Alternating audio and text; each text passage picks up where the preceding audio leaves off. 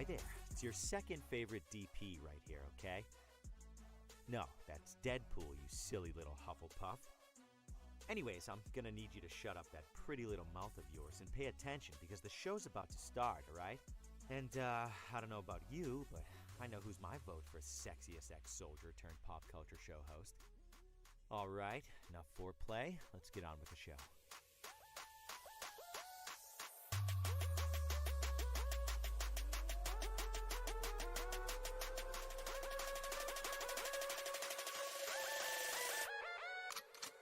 Broadcasting live from the basement of the Pentagon. This is WTF Nation Radio.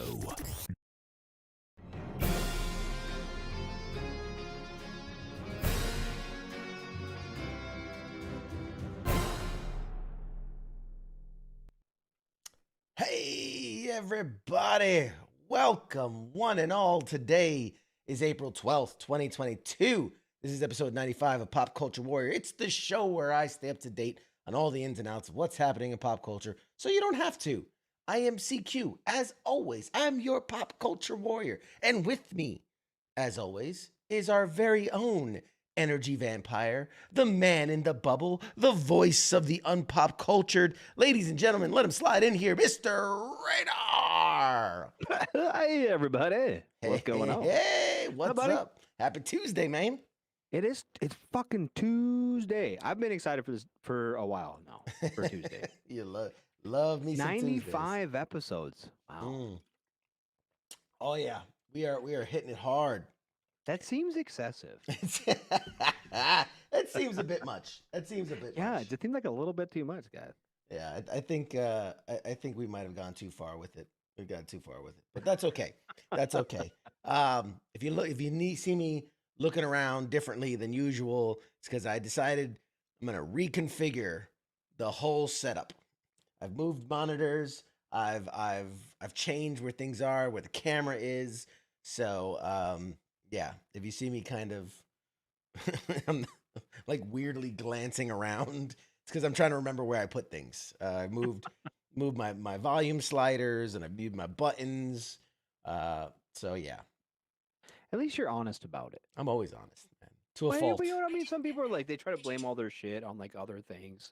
You know what I mean? Like, I always blame shit on like, I don't know, my kids or something. It's all me. Yeah, Oh my you're like, God. well, I moved things around. I changed my way of doing things, and now it's different. Sorry about it. Yeah. Sorry. Wait, hold on. We got our first one of the night. Oh, sorry about it. There it is. So I showed you that a couple weeks ago. My buddy bought that shirt, right? Yeah. One of yeah, my one of my best friends in the world bought the shirt, Mhm. and he sends me a picture today. He's like, "This is my favorite shirt." He goes, "Not just because your face is on it, but it's super comfortable. It's one of the most comfortable shirts I own, and I love it." And that made me happy. I mean, plug. Shout out to the new merch folks. Plug Yeah, to you. shout out new merch folks. T Good job. Public. They're awesome. I see you guys. Shout out to everybody that's watching. I see a bunch of y'all out there. I see Pete and Jim over there in the PCW chats. Greg, Thunder Belcourt. What an awesome name. Thanks for joining us. Right. Helio, what's up? Steven. Oh man, God bless you guys for joining us, hanging out with us. We got a really, really funny dude coming on tonight. I'm so excited for our chat in the second hour. We got, and I've been practicing because you know me and names. Mark Proksch. No, damn it, I had it. Damn it, I had this. I'm gonna have it by the time he gets on there. No, it's fine. It's fine. We all believe you. You. It's like I keep telling myself, it's like book Proksch. That's it. Proksch. Mark Proksch. I got it. That's how that book Proksch. There it is. Mark Proksch is on tonight, ladies and gentlemen. Very funny guy. You've seen him on The Office. You've seen him on right now he's on What We Do in the Shadows. What was the other one? The other big one he was in. Shit. I'm drawing a blank. I'm doing a great job tonight, aren't I? You are just I'm fucking. on the ball. You're. Better Thanks. Call Welcome to Saul. our first show. This is the first episode of Pop Culture Warrior. Sorry about it. Better Call Saul. That's the other one. You've seen him on The Office. You've seen him on Better Call Saul. You've seen him What We Do in the Shadows, and a million other things.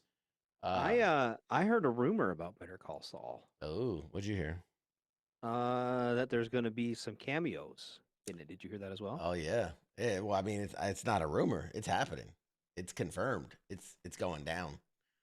So very excited. Very excited. I'm excited for that. I've dabbled in Better Call Saul. It's a great show. I enjoy it. It's a fine. It's one of those shows for me. Like I'm not like addicted to it. Mm-hmm. That makes sense. But if it's on, I won't change it. Okay. You know what I mean? Like it's a fine show. It's just I've never been, and there's quite a few shows in my, and I think we've discussed this before. There are shows where, and you were kind of appalled by these shows that I could take or leave. I'm fine with them. I think they're fine productions. I don't hate them. I don't change the channel, but I don't like follow them or like binge them. Like The Office. Yeah. Is one. You know, it's okay. Parks and Rec. They're fine shows. Better Call Saul. I don't binge it. I don't love it. I don't like what used to be on. It used to be on after Walking Dead, and we'd watch Walking Dead, and Better Call Saul would come on, and I wouldn't change it. What high praise you have for that show? Well, but I wouldn't like. I watched Walking Dead. Right. Until it got stupid, but. I mean, like, and it wasn't like, well, now I got to watch something else because the show's fine. I'll watch it too. It's all right. But I wouldn't have tuned in just for that. I don't get on Netflix and I look up Better Call Saul. Yeah. Heath says, I don't not like it. So exactly. That's what you're saying. It's medium. Yeah. It's a medium show. Is that your next shirt? I don't not like it. I don't not like it. It's medium. You know what I mean? It's not boring. I wouldn't call it boring. I wouldn't call it stupid. I wouldn't call it great. I wouldn't give rave reviews. If somebody was like, if everyone came over to my house like, hey, what do you want to watch? I'm like, Better Call Saul. Nope, not like that. I'll remember that as I try to book our guests for the future. Yes, and I do whatever. Whatever. Book whomever you can get.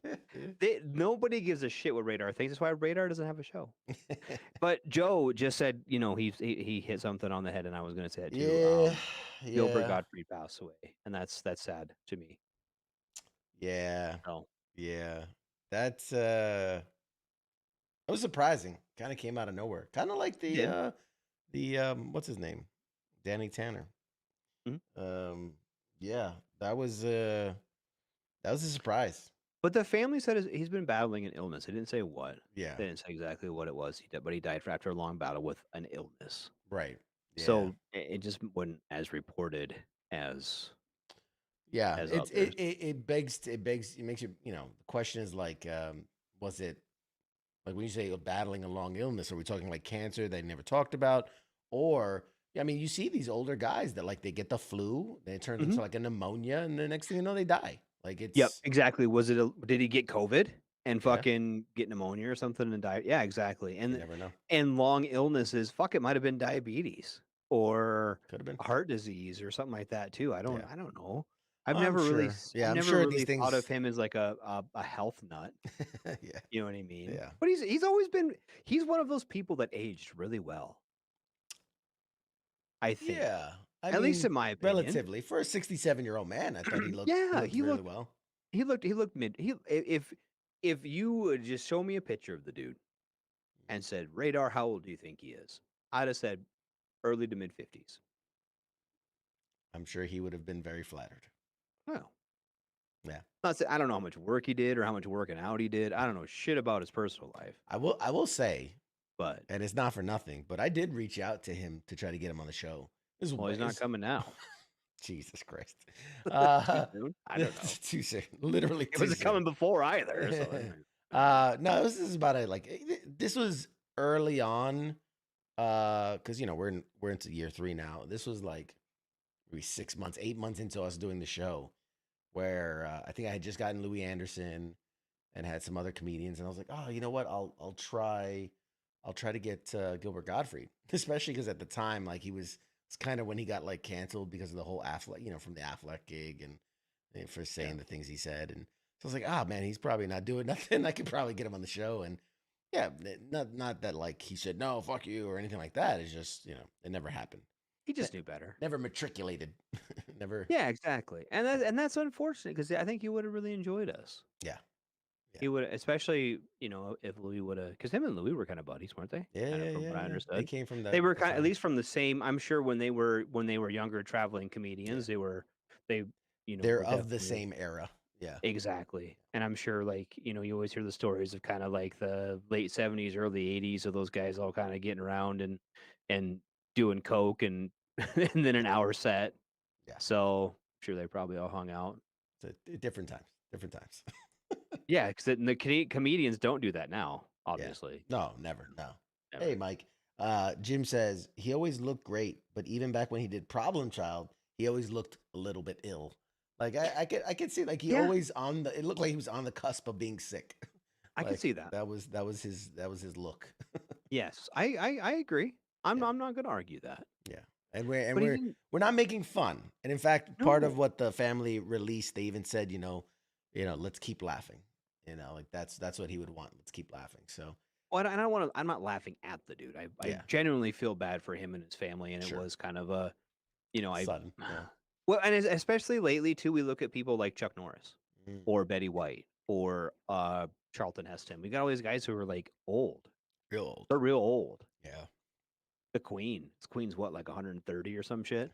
You know what I mean? Like every day you gotta take it. You can't take it for granted. Absolutely. You gotta appreciate every day you get.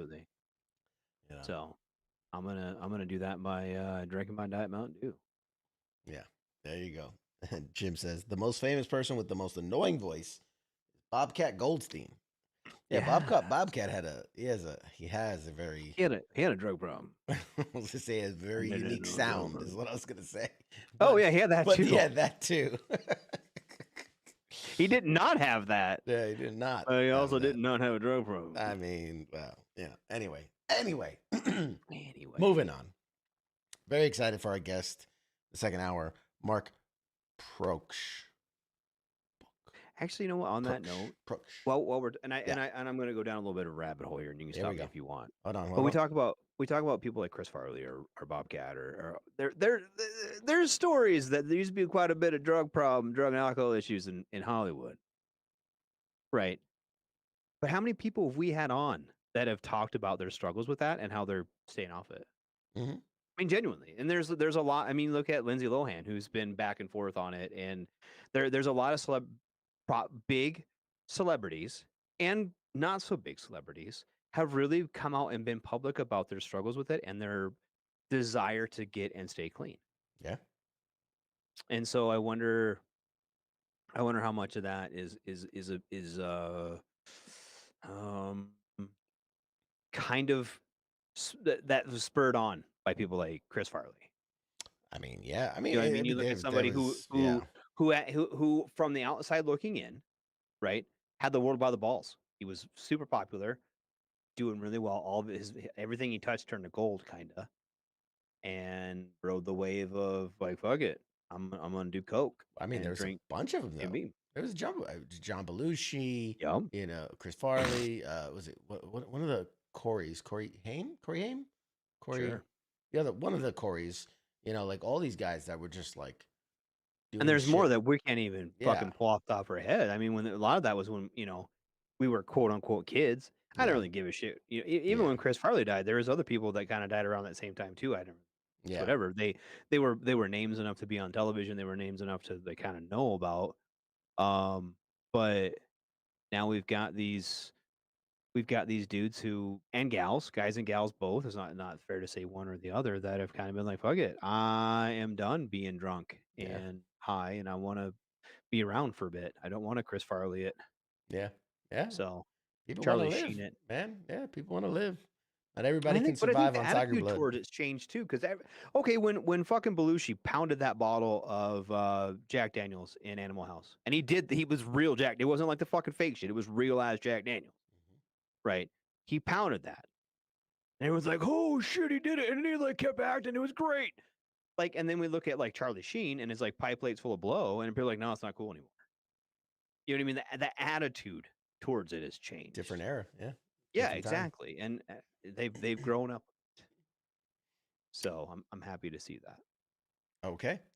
So, well, go save the world, Thunder. Thanks for hanging out. Yeah. Artie Lang has a prosthetic nose with all the coke he did. That'd be cool. Yeah. Yeah. Artie Lang, very, very vocal about his struggles.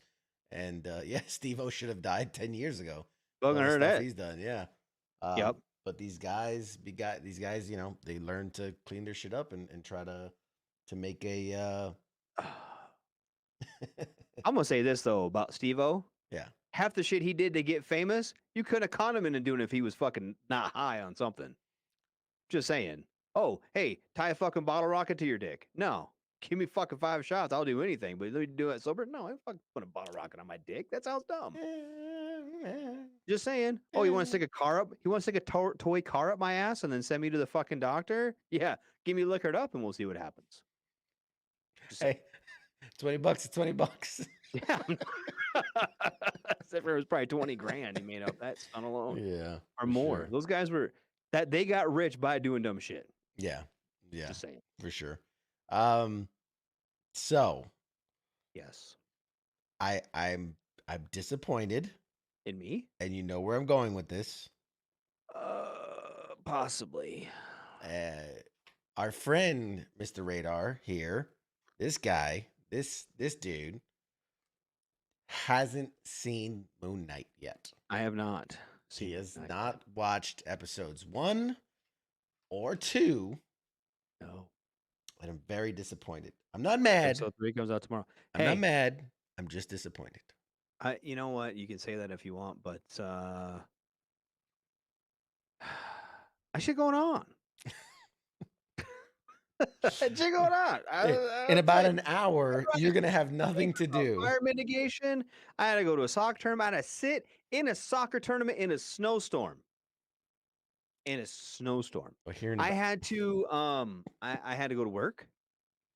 I worked and then Does anyone in the audience have any pity for the struggles of Radar? Ask them if they got fucking pity for Radar. Of course they don't. Ain't nobody got pity for Radar. See, even Pete says it's time for a new co-host. Oh, great! Oh, suspension. Yeah, you know what? I should go. I should go and watch Moon Knight and think about it. Yeah, I should think about what I've done. I'm gonna pull. I'm gonna pop the bubble. You're on punishment. Punishment. I will say that I will say it. I'm really enjoying the show. I'm really enjoying it. I think you will too. Well, you say because when you saw the first one, you weren't like, well. No, I just said it's slow paced, but I understand they're building a story. They're building a long format story. I like that we're not getting the traditional origin story. It was like, well, first he was the weakling kid, and then this thing happened, and now he's a super. Like it's been done to death. That trope's been done to death. So they're doing it a very different way of where like imagine you're finding out you are a superhero, but you don't know it. like it turns out like it's interesting. It's fun. I will say this. We don't have to talk about episode 2 or anything like that. But watch the whole. Talk about the whole thing. Talk about all of it. I will say this for all those out there that are keeping up with the show and are watching it and are enjoying it. I have a friend who's a industry insider, we'll call it, and has seen episodes 3 and 4. And I told him, I said, don't you dare spoil it because I do love to watch it. But I said, I'm just curious what your thoughts are. And his exact words were, episode 3 flips the script in the best way. Okay. And then he said, all I'll say about episode 4 is make sure you see it before someone spoils it. Meaning, like, obviously something epic, major, crazy, whatever's going to happen. And in his opinion, everyone's going to be talking about it. And so he's like, just make sure you see it before it gets spoiled. That's So what you're episode saying 4. is I should just hold off till the 4th week and then I'll just watch it all together. I mean, you could do it that way. I'm on 2-week suspension. I don't even know what you want me to do. I mean, you could. What's up, Joey? How you I'll doing, make the bud? kids watch it for Easter. That's what I'm gonna do. Halo, yeah, I watch that too. don't even. Yeah. Yeah, I Don't didn't watch even. that, dude. I don't watch shit. Yeah, I don't watch anything, dude. I haven't watched nothing. it's okay. It's okay. We when does Moon Knight episodes come out anyway? So It's technically Wednesday. midnight Pacific tonight. So it's like Yes. 3 a.m. Eastern for me. It's like 1 a.m. for me. I'll Yeah. probably still be awake. You guys just watch it. Well, if you start at for you, if you start at 11, it'd be 11 to 12. 11 to 12 would be the first episode. 12 to 1 would be the second episode, and then right as you finish the second episode, third episode drops at 1 a.m. Just saying, these are the things that I would do because I'm crazy. Did you get tickets yet? Yes. Yes. How many nights you going? Right, I have one ticket right now. One. Really? I need Just- it. I'm gonna just look one. right now. So for those that don't right know, tickets went on sale for Doctor Strange and the Multiverse of Madness, and like everywhere was just going bonkers. Like all the websites were down. Any place selling tickets was out of whack. Like it was impossible. Scammer bots were out in force. But yeah, but I was able to secure a ticket. I'll be seeing it. So it comes out like on the Thursday night or whatever. I'll be seeing it first thing Friday morning when it comes out. So Okay. I gotta stay off the interwebs Ooh, Thursday hold on. night. So are you Oh, getting, when does it come out? May 7th? May 8th? Are you asking me shit? Okay. What's harder to get, Xbox at retail price or the ticket? That's a good point, Scott. What's harder to get, Xbox at retail price or the tickets? I think right now, I think the Xbox, to be honest. Advanced ticket guarantee. I'm trying to get a seat right now. Okay, Okay, you do that. Because Yeah, I'm going through this. it comes out the first, look, Thursday, May 5th. Are the first tickets I'm seeing available. Thursday, May 5th. So, I mean, we're what, 3 weeks ish away? 3, maybe 4 weeks away. It's actually, you know what? It's not letting me buy tickets online for this. There you go. It's not. I mean, I can watch the trailer. which we've seen a lot. We've watched quite a few. I'm just times. saying. I'm telling you what the website is letting me do. Okay, I went up. Northern you. Hills Cinema is the place I have to go. Mhm, Okay. mhm. I go to buy tickets. The furthest out I can go for buying tickets is Wednesday, April 20th. Wow, it just does a week for you. Yeah, That's not good. super Well, gay. well, that means that a week before the movie comes out, you should be able to buy tickets. You should be able to Well, you'd think. get but, online and buy tickets. Oh, should I? I'm actually gonna go the luxury seating because it's $2 more. Oh, It's $12 shit. ticket. He's going luxury, ladies and gentlemen. He's big That's time. where we went last time in there. That's got like the double rows or whatever. It's rather nice. You big timing us, boy. You big That's timing where I us. saw. That's where I saw Spider-Man. It's the right way to do it. Yep. The right way to do it.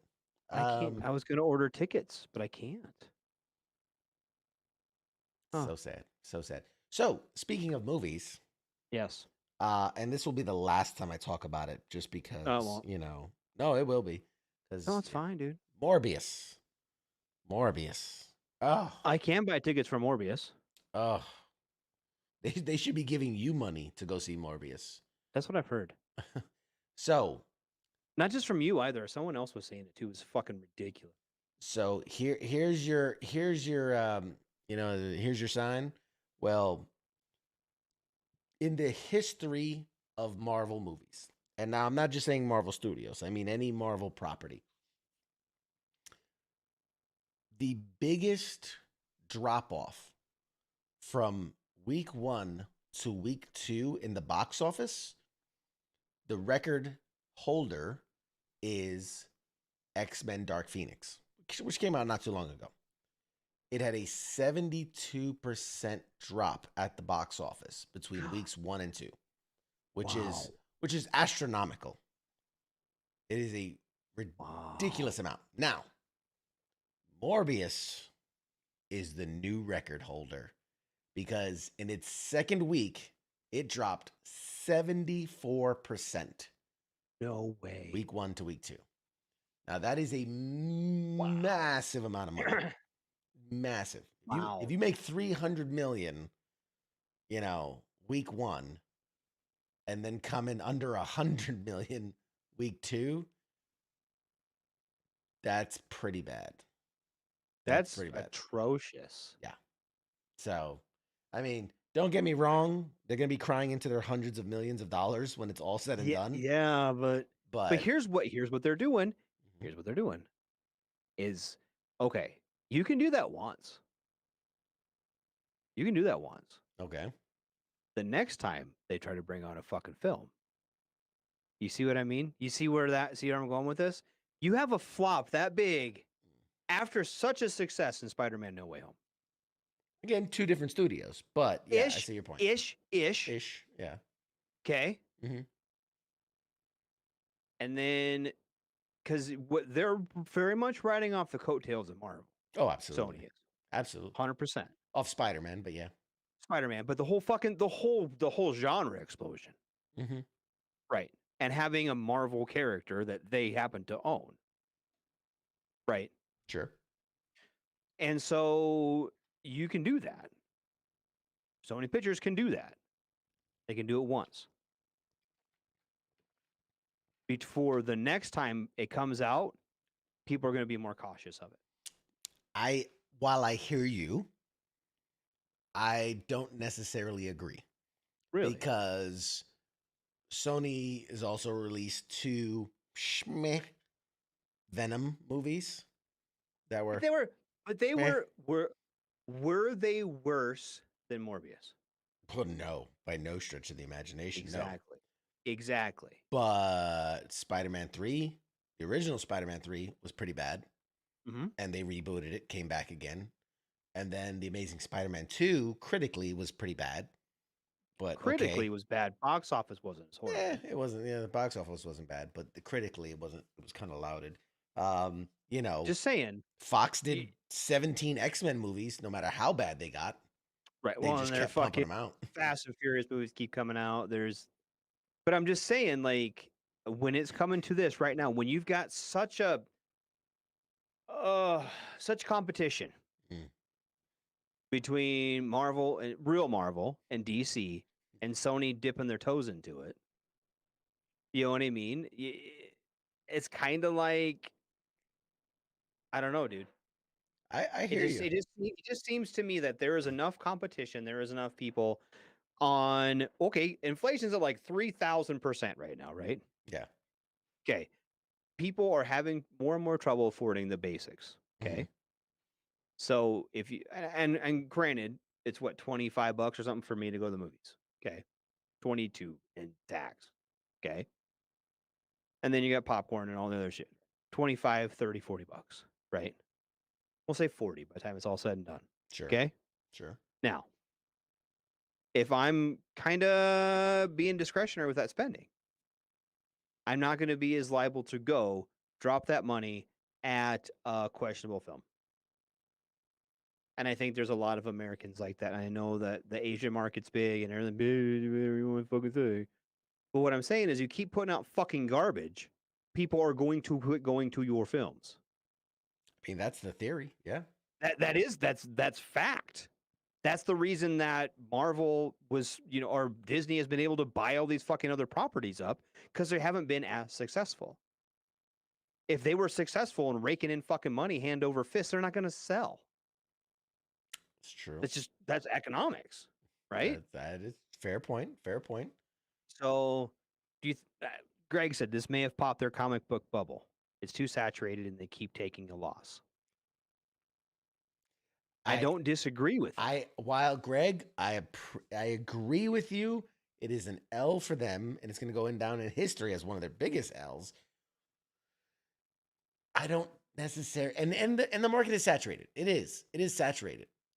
But I feel like Sony is like gun to the head going to keep doing it regardless of what we tell them. I feel like they are DC in the sense of like where it was like, okay, Superman wasn't a bad movie. It was all right. And then the Batman versus Superman was like, all right, but and then they started, and then Wonder Woman was all right, it was pretty good, and then they all kind of dipped down, and then Justice League, and like they kept And getting then Wonder Woman worse 84 was and like a fun worse, kick in the nuts. and then and yet they're just like, well, fuck it, we're still gonna do the Flash movie, and we're still gonna do Aquaman 2, and we're still gonna do like Yeah, so, but they're just like they're I'm just chugging along saying. and they're trying. They're trying. The one thing I will, and I have been kind of mean to DC on here. Sure. I not? Sure. They're trying. Okay. They're putting out mediocre content, and but their mediocrity has gotten better. Yeah. Okay, they're trying. You can see the production value. I still think they're spinning their tires. I don't think they're really getting as much traction as they want, but they're wanting that traction, and I think you can feel it in their movies. And you're saying that Sony and Where I theirs feel don't like feel with that way. Sony, the properties that I've watched, I haven't watched Morbius yet, right? But the Venom films doesn't feel like they're trying a whole really hard. Does it make sense? And I think audiences tell that, can feel that. I think you can feel it when you watch it, and that's why it feels like dog shit, because you don't feel like that heart and soul kind of put into it. I think that's what really resonated with like the first Iron Man. Every time I watch that first Iron Man, I think to myself, they're really trying. You can see how hard they tried with that, right? And I think that's where you kind of have, and Shang-Chi was the same way. They really tried hard to make that good, and you could feel it in it. It maybe wasn't the best received, but you could feel in that movie how hard they were trying to make it good and make it right. Yeah. Right? Well, here's the thing. Where you don't feel that with Sony. Radar haven't felt that with that. In my opinion, Yes. the big difference between Marvel Studios and what DC's trying to do and what Sony's trying to do, they came out, Sony and DC, with the full intention, we're going to build a world like Marvel, and all of our movies are going to be interconnected. And people forget that when Marvel started, the the idea was let's make a really good movie, and yes, from a larger perspective they connect, but it wasn't like you watch Iron Man 1, it was like very subtle references to Shield Yeah. and these other things. And then you watch Captain America and very very subtle references. You watch Thor, but no one wants to take the time to build a world. They're still when they made Shang-Chi, when they made, Captain Marvel, all these, they're meant to be standalone movies that also connect, but it's like with the Venom movies and the Morbius movie, they're trying so hard to build that connective tissue that it's like that was the plan first, and then let's build the movie, right? Like it was like okay, these are all the characters that we can make them into their own little, we're gonna put the Justice League together. So who's in the Justice League? Okay, Batman. Okay, we'll make a Batman movie. Okay, wait. Like it wasn't like let's make a really good Batman movie and a really good Superman movie and a really good Flash movie and then have them meet up. Right. It was like, oh, well, we want to do a Justice League movie, so I guess we got to make, Batman movie, right? Like it just, I don't know. They're building it while they fly it, right? They're building the plane while they fly it, and it Right. And you can feels feel clunky. that. But yeah, but I feel like that's what I mean. I don't feel like they're actually trying in the movies. yeah. I don't feel like they're actually putting much. I think Wonder Woman, the first Wonder Woman for me, Wasn't bad. the last of the first Wonder Woman. The last of the first. You know what I mean? Okay, you see what I mean, right? Yeah.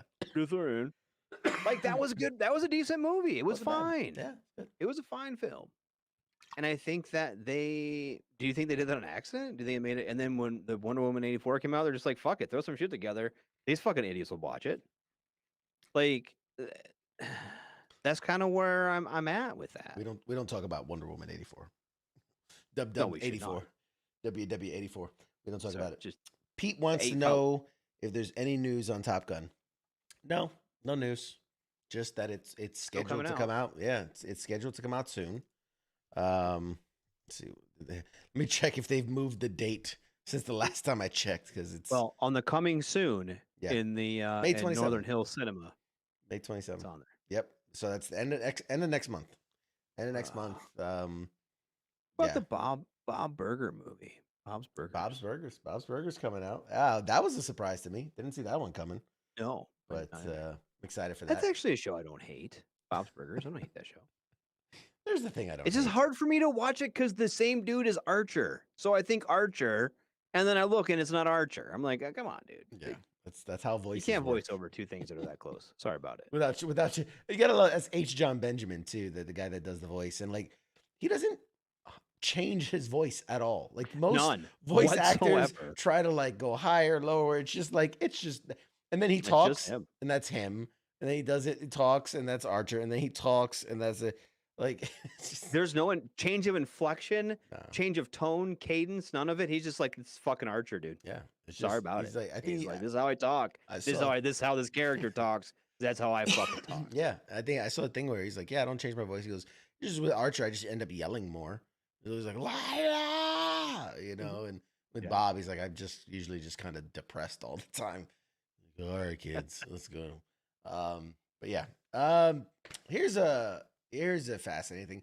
Do you remember we talked about months ago Ezra Miller, Flash, the guy that's playing Flash in live action, how he got himself into a little bit of trouble, choke slamming a woman, you know, like behind a bar. This is like back in, what was it, like he was in like Greenland or Finland, Iceland. He was somewhere. Is Greenland or Iceland? One of the two. God forbid where. And he like choke slams a chick and like gets caught on camera. And we were talking like, what does this mean for the Flash movie? And what does this mean for his career? Whatever. Nothing came of it. Okay, cool. You know, they go on to film The Flash, and he's in Fantastic Beasts, the new movie that's out.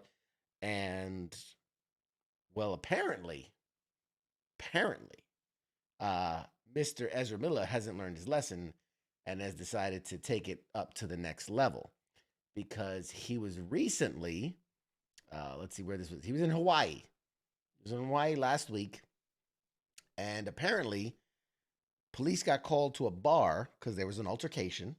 Come to find out, it was Ezra Miller, and apparently he was a bit inebriated and didn't take kindly to a woman who was singing karaoke.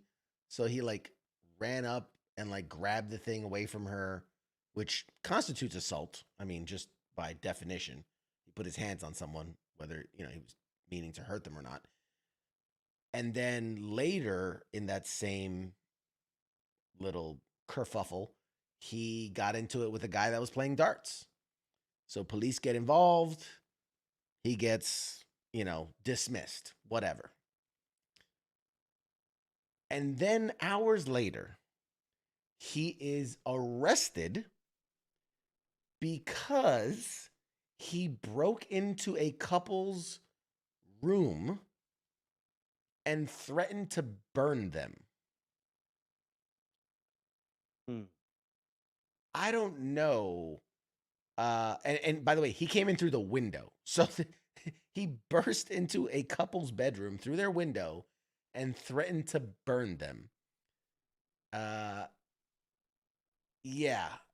You know, and this is coming now. They're starting to come out reports every time we get one of these actors who starts to lose their shit.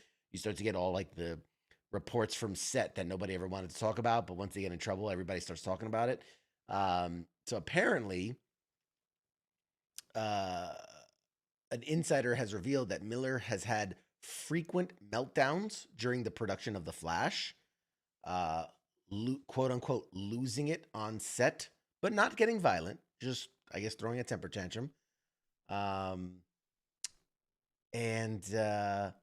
now he has a restraining order against this couple, the Kajorkovacs, whatever. And here's to me the funniest part. Made up, dude. Yeah, that's the Kojo or Karavos. The crazy thing is that he gets released on a $500 bail. Like, here's a man who could afford a smidgen more of money. Like you hear a guy gets busted for like a joint and it's like $1,000 bail. And here's a guy who like threatened to murder people and choke slamming people and breaking And into caught houses. them on fire. Yeah, breaking into houses.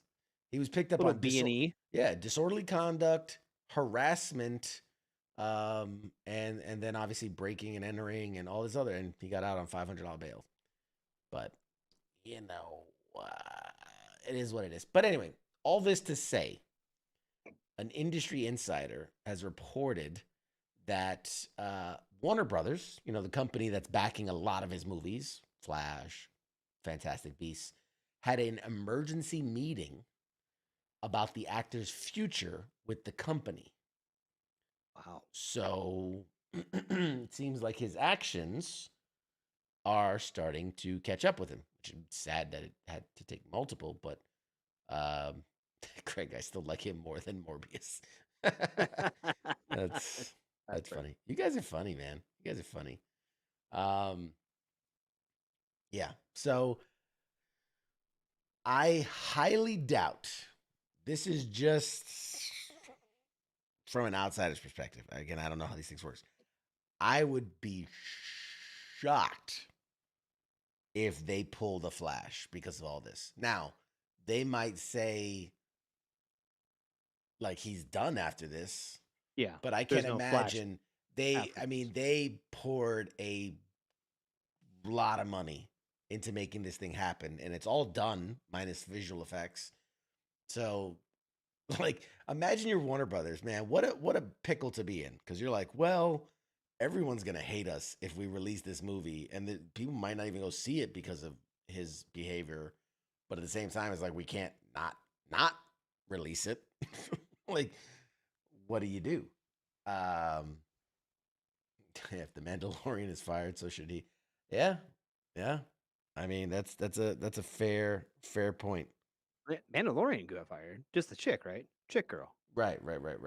Yeah, not what's his name? Yeah. Fair point. Jim just sent me a message. It's a fair point. Guys, if you're seeing us and you like the show, and especially the interviews part, we do have a YouTube channel, Pop Culture Warrior, which is so close to 1,000 subscribers. So very close. It's like we're up there. So very close. So if you have a YouTube account and you would be so kind as to go to Pop Culture Warrior on YouTube and subscribe, it would be greatly appreciated. I put a lot of work into those videos, man. They're not just, obviously if you watch the live stream, then you would see the interview. But, I put a lot of effort into polishing it, sound checking it, editing it for content, adding in graphics and things like that. So, when they talk about a specific thing, I can put the pictures of it up and everything. So, it's just nice. It's nice. I appreciate it. It is nice. It's nice. It's so nice. So on a positive, like we've been talking about a bunch of downer stuff. We have, but you know what? Just quick. Yeah. No matter how rich you are, you can't do dumb shit. Yeah. That's all the radar going to say. Ask Will Smith. Yeah. Whatever, he's still rich as fuck. He's still rich as fuck, but he's on the verge of being canceled. Very, very. He's on thin ice. Whatever. People still watch Fresh Prince. Yeah. He's never gonna hurt for money. That's for sure. Well, do you think Chris Rock gonna get paid? For what? For getting slapped, or? Yeah, he's all talking about trying to get paid for it now. He's gonna get paid to tell the story, for sure. Because his thing, and I get him. I mean, he's a comedian. As a comedian, you take what happens into your life, you turn it into material, and you get paid to do that material. Yes. So I think from his point of view is like, I'm gonna do a 1-hour special on how I got slapped by fucking Will Smith. I'm gonna sell that shit to Netflix for like $10 billion. You know what I mean? I mean, shit. Might as well. Thanks, James. He just subscribed. You the man, brother. Appreciate you. But yeah. No, and as far as Pedro Pascal getting fired from Mandalorian, I have not heard that. I'm going to Google it. I have not and heard. Google will tell me. I mean, they're as far as I'm aware, they're filming the next season of Mandalorian currently. So I don't know. It's a good question. Good question. We'll find out. Scott says they should make an NFT of him getting slapped and sell it for like 10 million. Yeah, I'm sure, and I guarantee you somebody would buy it. Get on that, man. Get on that. Oh. So okay, so a bit of positive No, he did news. not. Gina Carano did. Yeah, Gina but Carano did. Pedro Pascal did not. Yeah, He did not leave. Did not quit. They said it was. There was a rumor that he quit halfway through the last season, but Right. it's not true. yeah.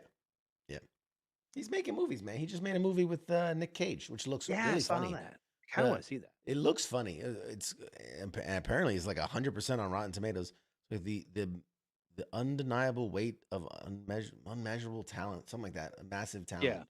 Yeah. It's funny. It's like Nick Cage playing a extreme version of himself, which is Yeah, always it funny. actually looks really good. I kind of want to watch it. Yeah. So some positive news because we've been talking a lot. What if I watched that before fucking night? Would you be mad? I would be so mad. I would be so mad. I wouldn't be mad. I would be disappointed. Whatever, be fucking mad as shit. Fuck you, Radar. You're not welcome. I'll go do a review of it. It's Radar Soapbox. You're gonna do a review on the movie. So, Guardians of the Galaxy Volume 3, yes, is already breaking records. Yeah. Okay. Yeah. Are they even done filming yet? No. Okay. Yeah. All right then. Yeah, you like that tease? That I set up the tease nicely? All right. So Get the big tease. I'm just such a big tease. Director James Gunn announced on Twitter that Guardians of the Galaxy Volume 3 has surpassed The Grinch for the most makeup appliances created for a single production. So The Grinch was considered by Hollywood standards the most like prosthetic and makeup appliance heavy production of all time. Right? Because every character had like the big cheeks and the ears and the nose and the hair, and then obviously the Grinch was a whole thing as well. Yes. Well, apparently, Guardians of the Galaxy Volume 3, they're going for the prosthetic look because they said it's the most makeup appliances created for a single production of all time. So there you go. If I could see that. If those equate to dollars, they're gonna make a shit ton of money. Yes, Scott, I'm not mad. I'm just disappointed. Like your parents. Like your parents. And speaking, Nick Page peaked at Raising Arizona. Did he? I don't think so. I don't. It was that was a very good performance, but I wouldn't say he peaked. I think there's some good. I'm a fan of The Rock, the movie, and Face Off. I mean, like those are classics. They're way campy, way over the top, but they're just like great, like late 90s, early aughts movies. Like they're just so of the times. Face Off. What was the one where the nuclear weapon got stolen? Broken Arrow. Broken Arrow. Yeah. That was a good film too. That was fun. Isn't Broken Arrow John Travolta? John Travolta, but wasn't Nick Cage in it too? Maybe. I don't know. It's been a long time. Well, I'm gonna go. It's been a long time. This is my job. The other thing, not Facebook. Speaking of, and this is kind of ties into the whole Morbius thing, and this is why I say, like, remember you said, oh, they're treading on thin ice. Like, no, because they're already doing the next thing, which is Kraven the Hunter, is in about to begin production. So, and we've got what's his name, Aaron Taylor Johnson, as which I don't necessarily think is great. Hey guys, we're actually going to go to an early break because I think we got a caller who's a guest. So we're going to go back to a break. Be back after this.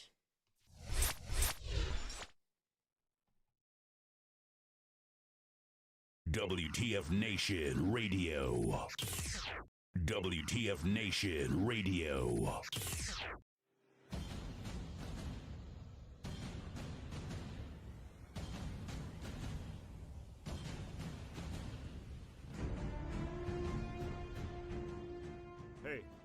there. Yeah, it is right, you. Let me ask you something, alright? Where the hell do you think that you're going? Oh, what do you think because the show's going to commercial that means you get to just walk away? Well, CQ asked me to pass on the little message, alright? And it says, I'll be back.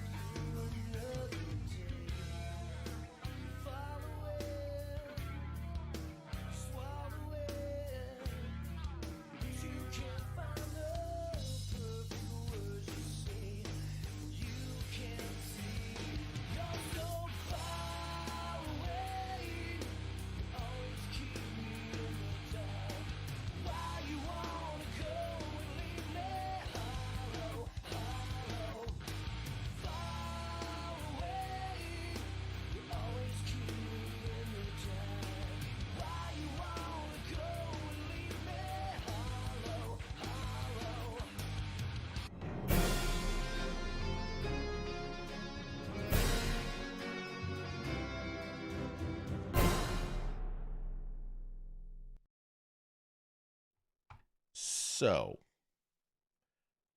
that wasn't our guest. It was not. Apparently, we've got trolls. None of you guys, of course, but apparently it's somebody No. that's called the station quite a bit over the past couple months, and so I just went ahead and blocked them. Yep. Because A little behind the scenes, we don't use the old program anymore. Yeah. We're going back to it tonight to have our guest on who Yeah. can't be on video. yeah. So So that's the other thing. That's a great cue up too. Thank you for that. So our guest tonight is Mark Proksch, and he's not going to be on video. He is unable to connect with us via computer, so he will be on the phone, which is very nice of him because they're a busy guy and he's doing his thing, and so he will be connecting to us via the phone. So that's why I thought, and I was like, I thought it was weird that he was like really early because Yeah. I'm like, all right, maybe guy's like an early bird, cool, but yeah, no, that was not him. So we're gonna hang out No. for a few more minutes. So what I was saying, oh yeah, that's we know the next thing's already coming down the pipe is the Kraven the Hunter movie, and just recently read that they've added the Chameleon. If you're familiar with classic Spider-Man villains, Kraven the Hunter and the Chameleon are like cousins, like second cousins or something like that in the comics. Yeah. So not entirely surprising that they would add him, but I'm very curious to see how this plays out, because what they've done with Venom and now Morbius makes me a little nervous for Kraven the Hunter, because it's a character that could easily be very, very, very silly. It's a guy who likes to hunt animals.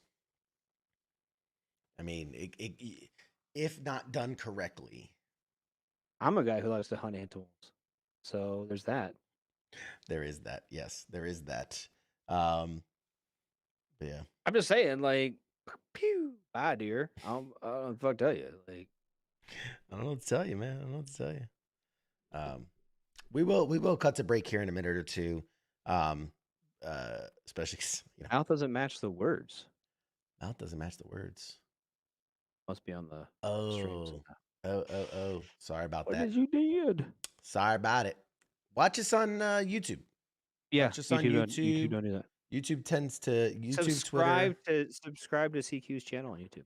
Yeah. And Well, that's then, the interview channel because that's where I put the interviews. oh, But the live Facebook stream, sucks. go to YouTube, WTF Nation Radio on YouTube, and you'll see us live there. And they never have an issue. I'm going to tell you real quick, 1 minute before we toss it.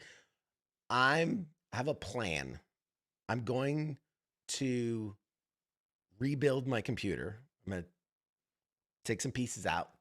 I'm going to invest in some like over the top components because we're struggling to put out like 720, not even 1080. But I've purchased some components that are like I don't think you want to see me in 4K, but you know, I'll be able to stream in 4K and we'll it's gonna look great. So fingers crossed. Next week we're gonna be. What? Do I gotta get a new camera? I don't got a 4K camera, do I? My camera sucks. You don't have to do anything. You don't have to. It's all on my end, Radar.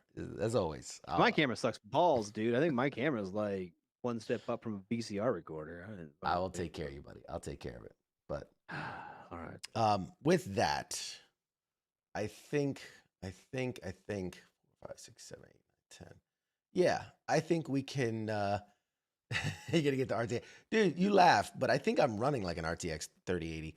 I don't even know what that means. Yeah, hold on. That's it. Let me reach out a camera. What I got here, yes, that is a Ryzen 9 5900X. If you know what that means, it's impressive. So that's gonna be going in, and sounds like some nerdy bullshit. Some other fun things. I'm excited. Should be good. But all right, guys, we're gonna this time for real. We're gonna toss to a break. Our guest will be calling in here in a minute. There's gonna be time to hit the head, get a sip of water, and then Radar. We'll see you after the interview. Yep. All right. Well, say goodbye, Radar. Bye, Radar. All right, guys. We'll be back for real this time after this. Shots. WTF Nation Radio.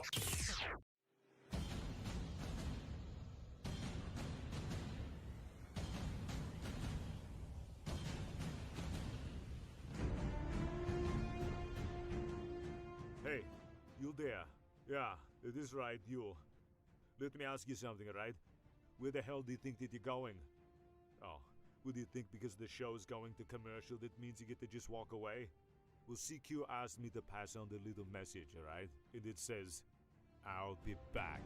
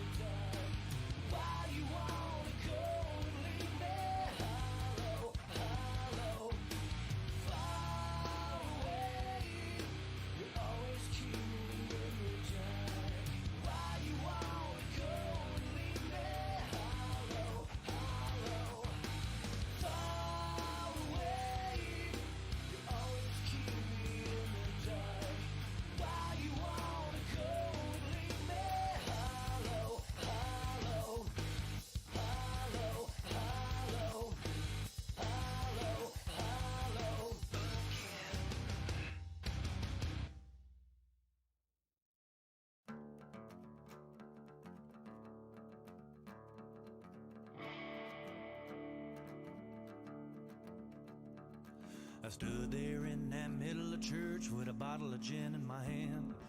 I'm looking up at the rooftop like I'm trying to find my long lost friend. My days turn to nights, my nights turn to weeks when you're living life on the road. I'm halfway back to New Orleans with a few more drinks to go. I said, tip 'em on back. Well, let's tip 'em on back.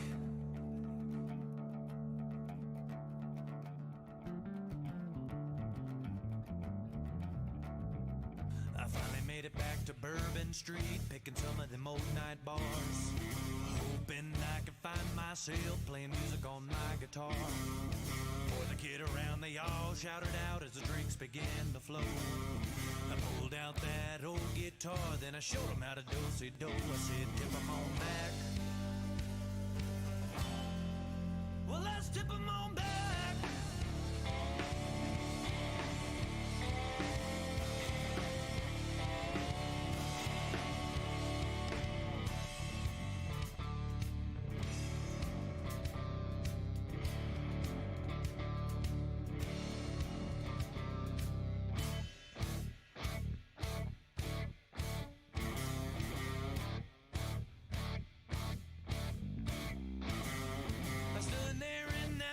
Church with a bottle of gin in my hand, looking up at the rooftop like I'm trying to find my long lost friend.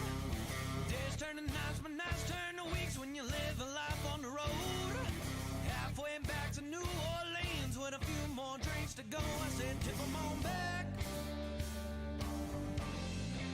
Well, let's tip 'em on back.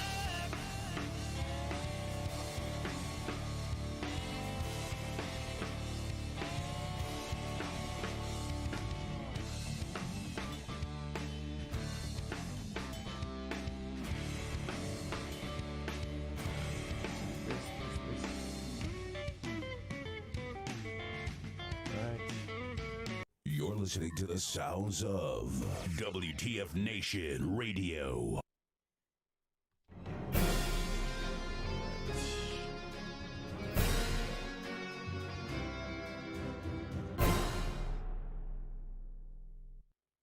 Hey, everybody. Welcome back to Pop Culture Warrior. Thank you guys so much for hanging out with us tonight. Whoa, we got a good one tonight. Oh, I'm so excited. You know me, I get really excited, but tonight's going to be a really good one. My guest tonight is a true character actor. If you're a fan of The Office, Better Call Saul, the hit comedy horror series What We Do in the Shadows, then you've definitely seen this man do what he does best. He is a native of Onalaska, Wisconsin. Hopefully I said that right. He didn't grow up dreaming of being an actor. His accidental career path began with this awkward appearance on local TV morning shows as the so-called yo-yo expert Kenny K. Strasser.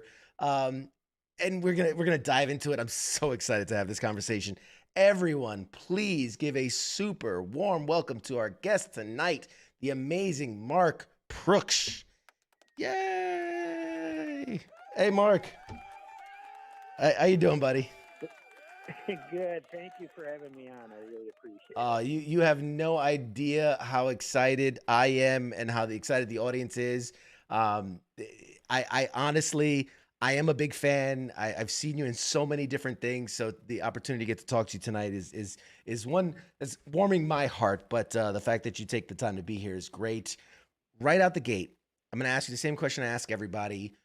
What is your military connection?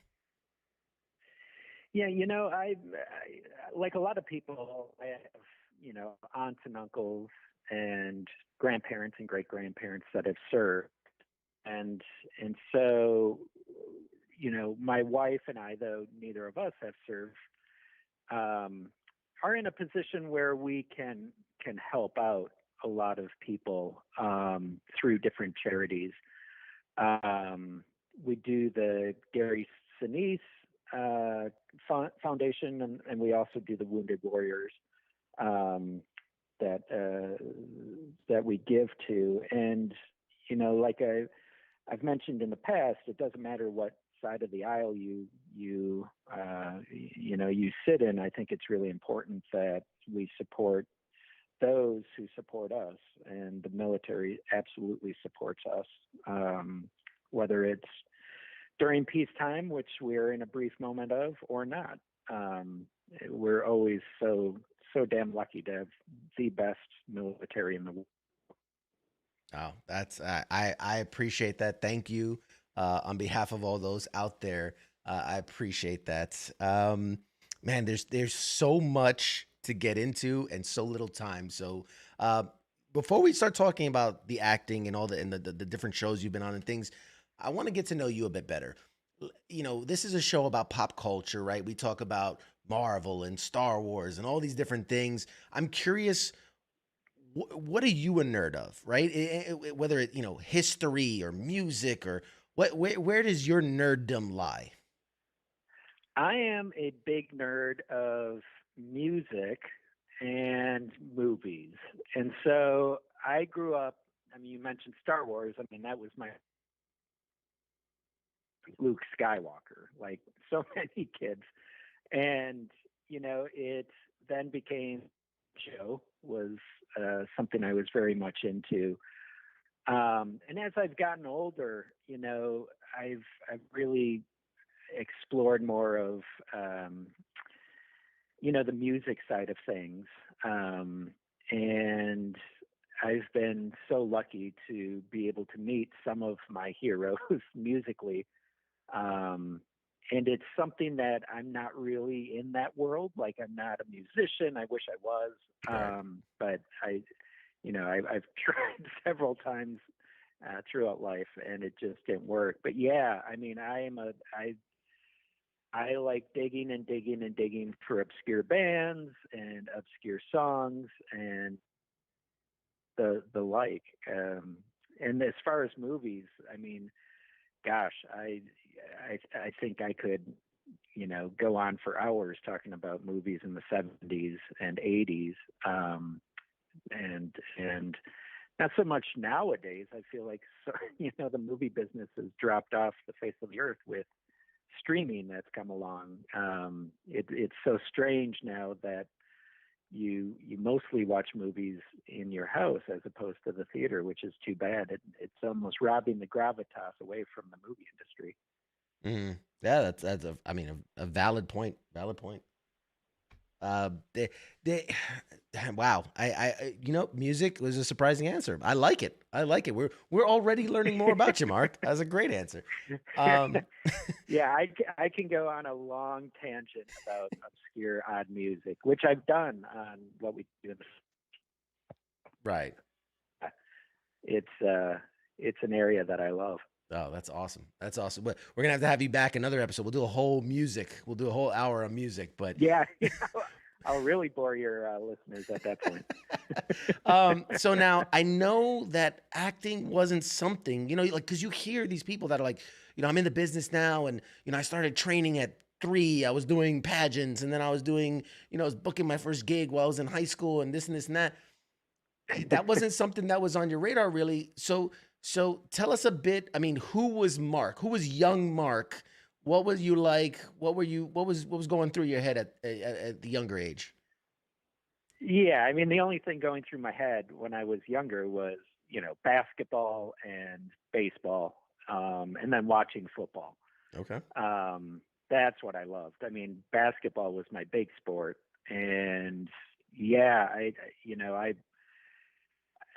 still think I have a chance at making the Celtics. I don't know if it's going to be this year or next, but there's still a chance. I mean, I grew up in Wisconsin, and the Milwaukee Bucks at the time were the last team on earth that you would be rooting for. And I guess it was mid '80s, and the Celtics. It was either you were a Celtics fan or a Lakers fan, and I chose the Celtics because all my friends were Lakers fans. So I know I can hear a lot of moaning out there. But yeah, Larry Bird and Robert Parrish, Dennis Johnson, all those guys were what I was interested in. Acting was really never anything that I thought about or considered outside of maybe a school play or two.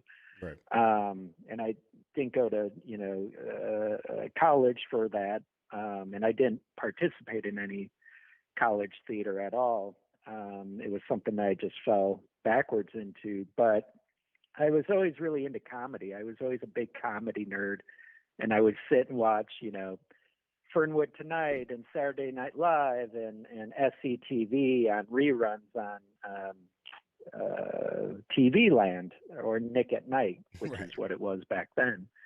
And I just loved, that whole world of comedy and stand-up comedy. I was really into when I was younger, and so that's what I was interested in. I never thought acting was a possibility. I'm still not sure if it's a possibility at times, but I just, That's that was awesome. what I was interested in. That's awesome. That's so cool. I already, I feel like we're closer already. I feel like we're getting to know each other. We're getting to know more about Mark, and I love it.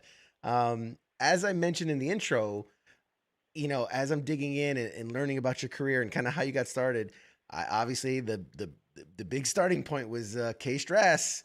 Um, for those that don't know, and really, this is, I mean, it is so good, dude. I went back and I watched all of it. It is so funny.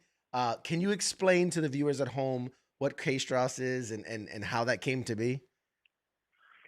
Yeah, so K. Strauss was a character that my friend Joe Picken and I came up with, and the concept. And what it was I booked myself on morning shows as a character, a idiot named Kenny K. Strasser. And the morning shows had no idea that I was playing a character. They thought they were booking a real person. And the idea was that, or what I told them was that I was various schools to teach kids about the environment through my yo-yo tricks. And said I'm a master yo-yoist, and that I would come on, do some demonstrations, and these morning shows, they have so much time that they need to fill.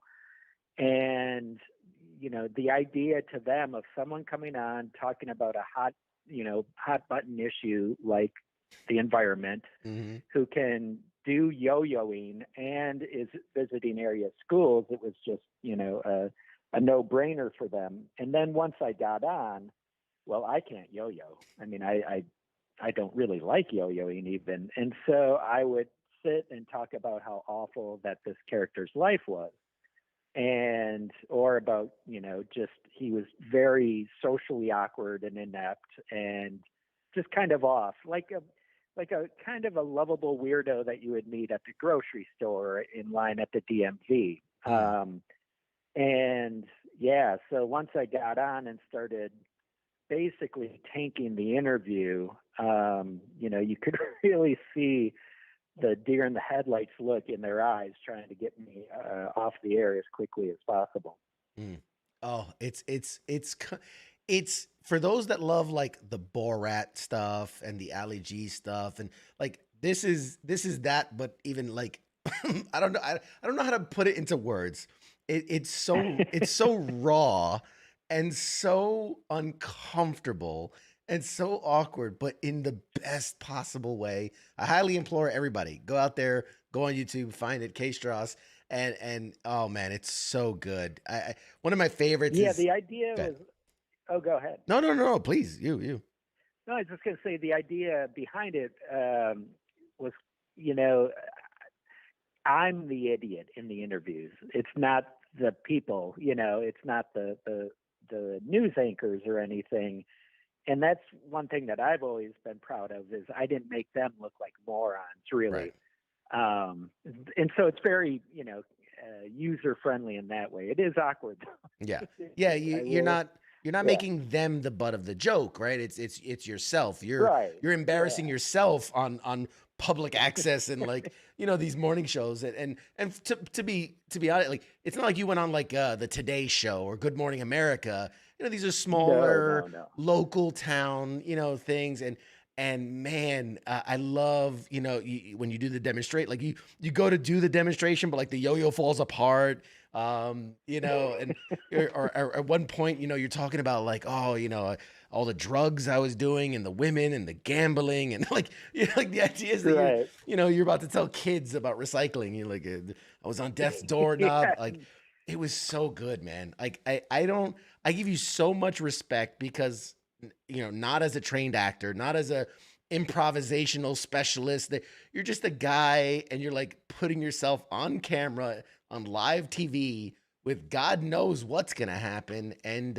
like, were you terrified? Like, were you crapping your pants? Like, what was like, what's going through your mind when you're doing this stuff? Yeah, it was an interesting time in my life. I was living in San Francisco, and my girlfriend at the time and I had just broken up, and I had a bunch of friends moving back to Wisconsin, to Milwaukee in particular. And so, I said, all right, well, I'll just move back to Wisconsin. And I was working kind of temping and really not knowing what I wanted to do. And I remember the morning of the first interview, I had to drive from Milwaukee up to Green Bay to a news station up there for the morning show. And I remember it was like I had to wake up at 4 a.m. and it was a blizzard out.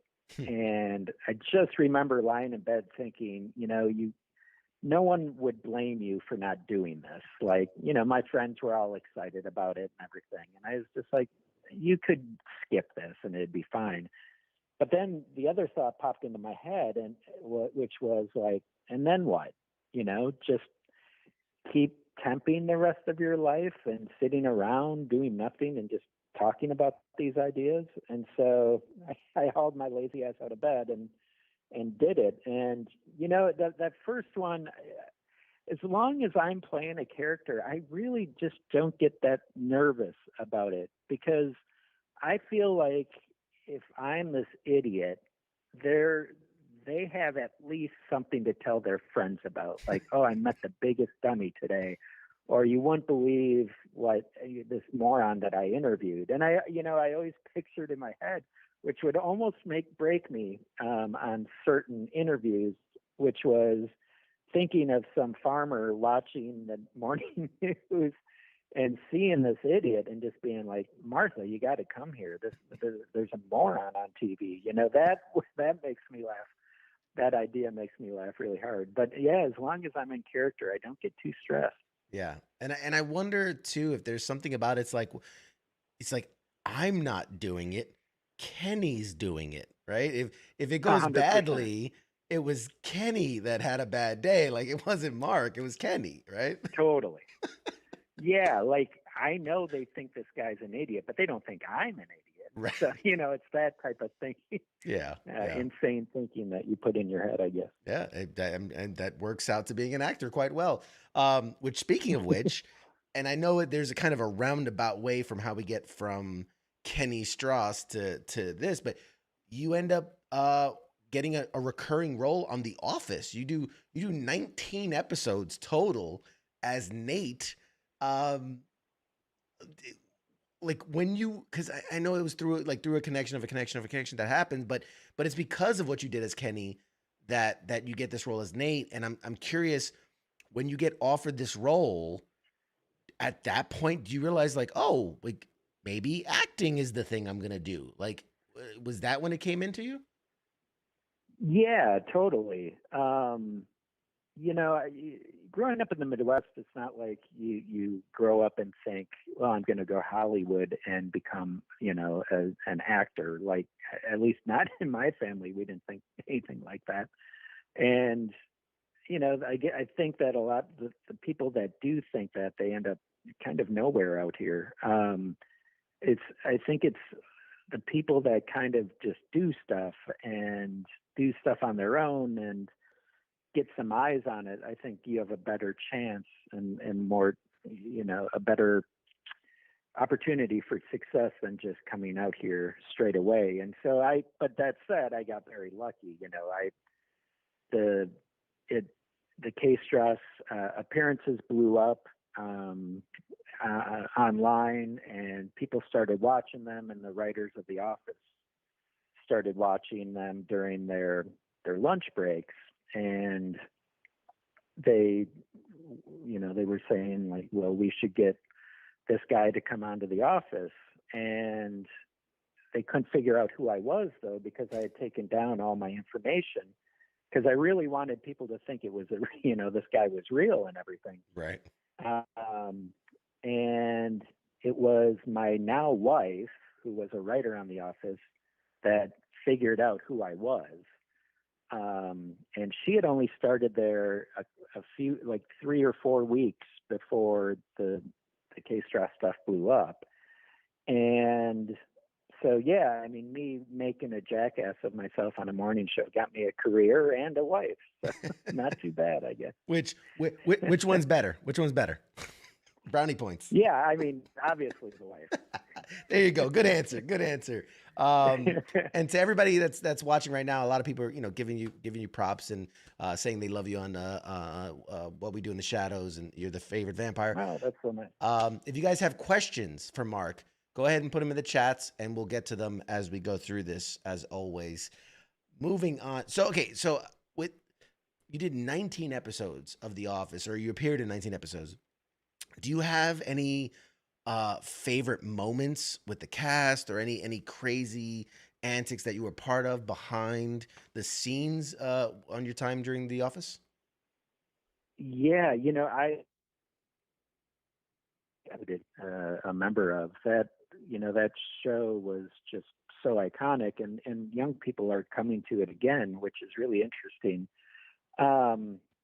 They really let me kind of improvise quite a bit, which I was surprised by. And so there were times when, we would go off script, and we always filmed the first couple takes, and those were always scripted. And then after that, we could go off script a little bit, and where, I would be acting with Jenna, and Jenna's an easy laugher. And so I would get Jenna going, talking about, Nate's mom and questionable home life.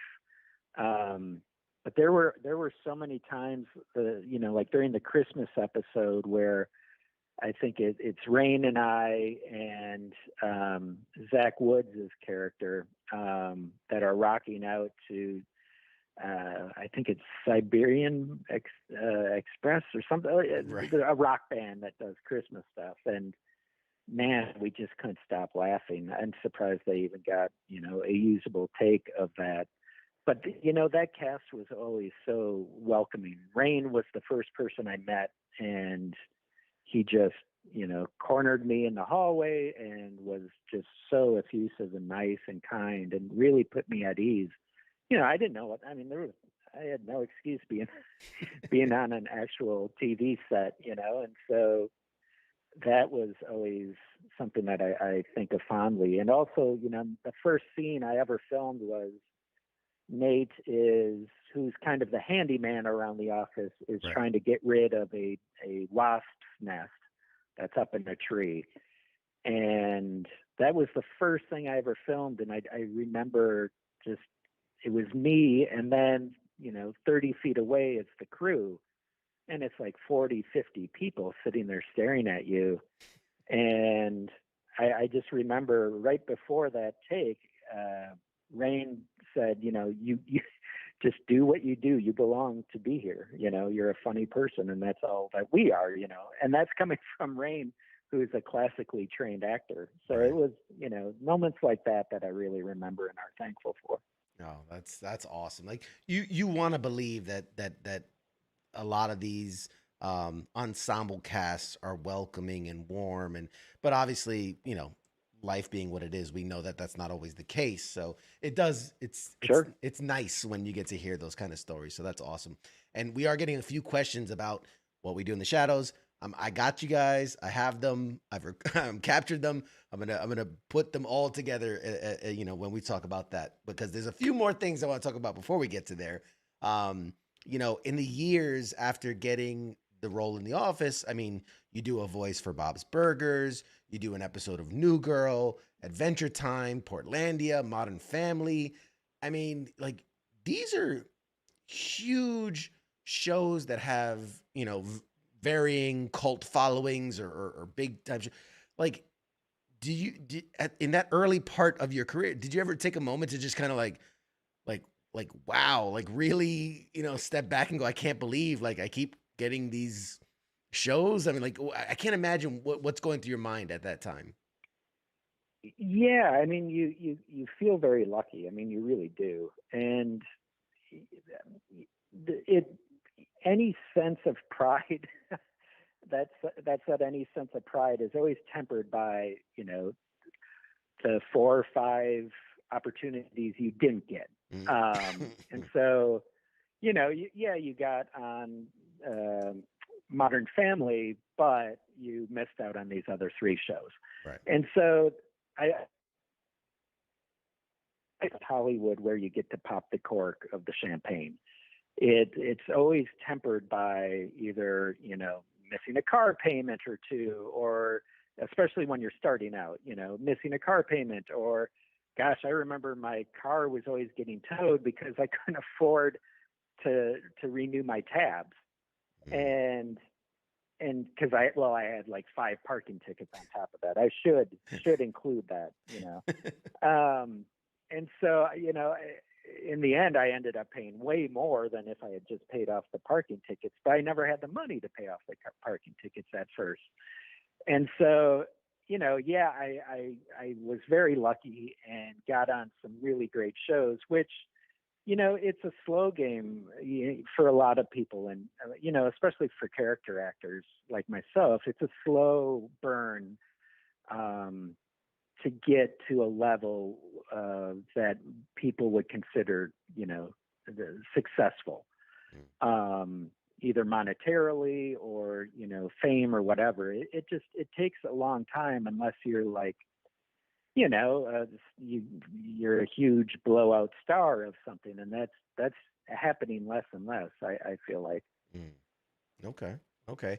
Well, in 2015, you book Better Call Saul, your Daniel Price Wormold, which, I mean, 4 episodes, but I mean, some of the, again, like you do it so well that it's this character that as I'm watching, like I'm somehow rooting for, but also can't stand. Like he's so frustrated. Like you want well for him, but it's frustrating. He's so frustrating. So kudos. I mean, it's you do that dance so well. You walk that line so well.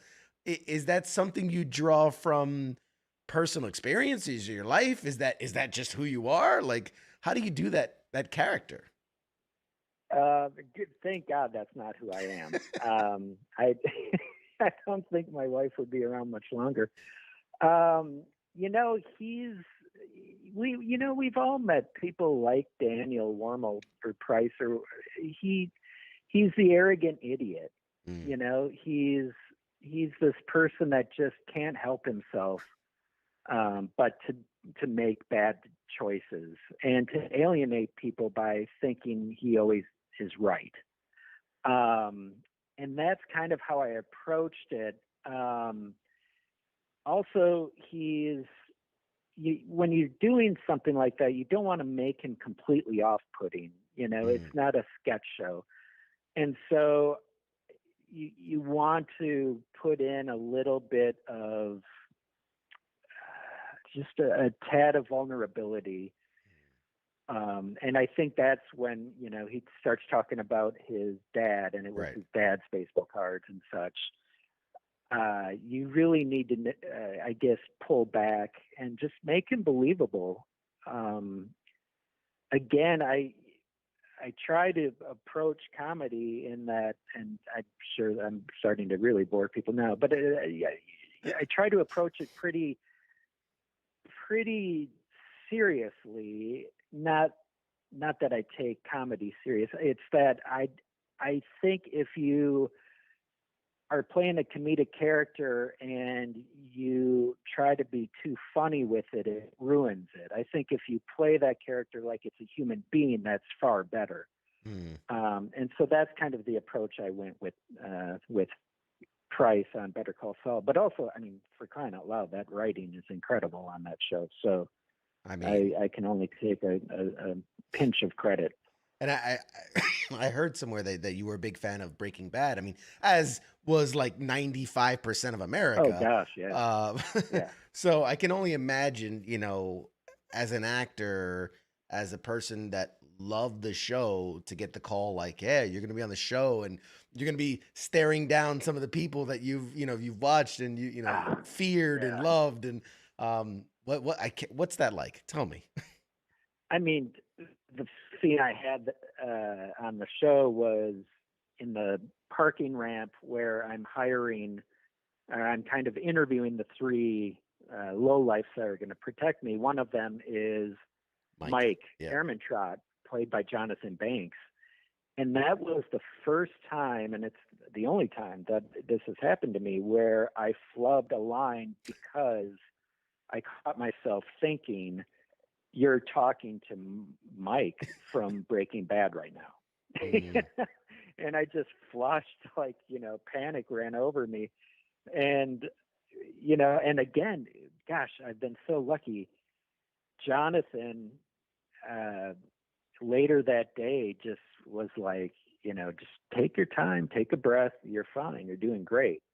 And again, for a non-trained actor, that's really, really important to have, someone that you look up to that can guide you a little bit or tell you that everything's okay. He gave me the best advice I've ever gotten in my life. He and I would, after filming days, we would go have a beer or whatever. And he said, the best advice I can give anyone is that you need to give yourself a break. You just need to give yourself a break. And I think that's so important. And I think about that, a lot. We all try to be so perfect, or, you make a mistake here or there and you beat yourself up for days about it. But sometimes you just have to give yourself a break. And yeah, Jonathan is such a great, great guy and was so incredible to work with. Really incredible. I spent most of my time filming with him. So That's awesome. That's awesome. For such an intimidating presence on screen, he does he does like I as I watch, I go like, I feel like there is a heart of gold in there, like the character, but also the that's actor. Exactly. I tell you, he's one of the closest people I've met that's closest to their character, but not in a mean way, not in the negative way, Right. in the just kind of, gruffish, but just a heart of gold. Yeah. Yeah. It's like he's not acting. That's just they're just filming him and go about his day, Yep. So okay. So you, from there, you do Son of Zorn, which, by the way, I loved. I wish there was more of it. I really enjoyed it. I loved the idea of the hybrid of live action and cartoon, maybe because I grew up on like Roger Rabbit and things like that. Totally. But whatever. It is what it is. But you did an episode of This Is Us and AP Bio, Fresh Off the Boat. I'm curious, all these things before, and a bunch of other things that your IMDb page is amazing, by the way. But you did so much things. What can you say that as you've built this resume and leading up to getting What We Do in the Shadows, like, what did you gain from each of these opportunities? Like, what are you collecting as far as a skill set to prepare you for the next thing?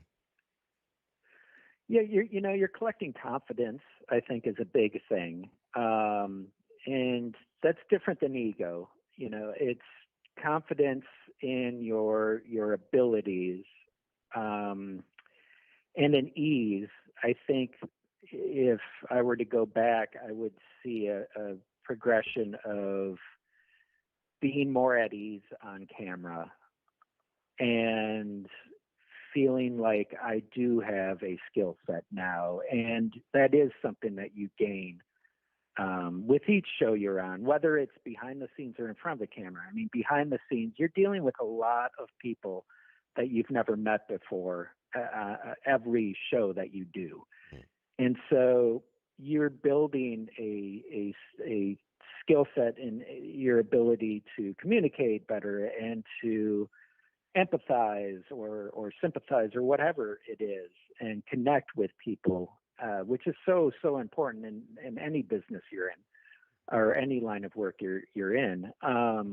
And then going on in front of the camera, it's really, it's almost hard to explain, but I don't even think twice anymore now when I'm in front of the camera and playing a character. And that just comes with time. I think you can't rush that.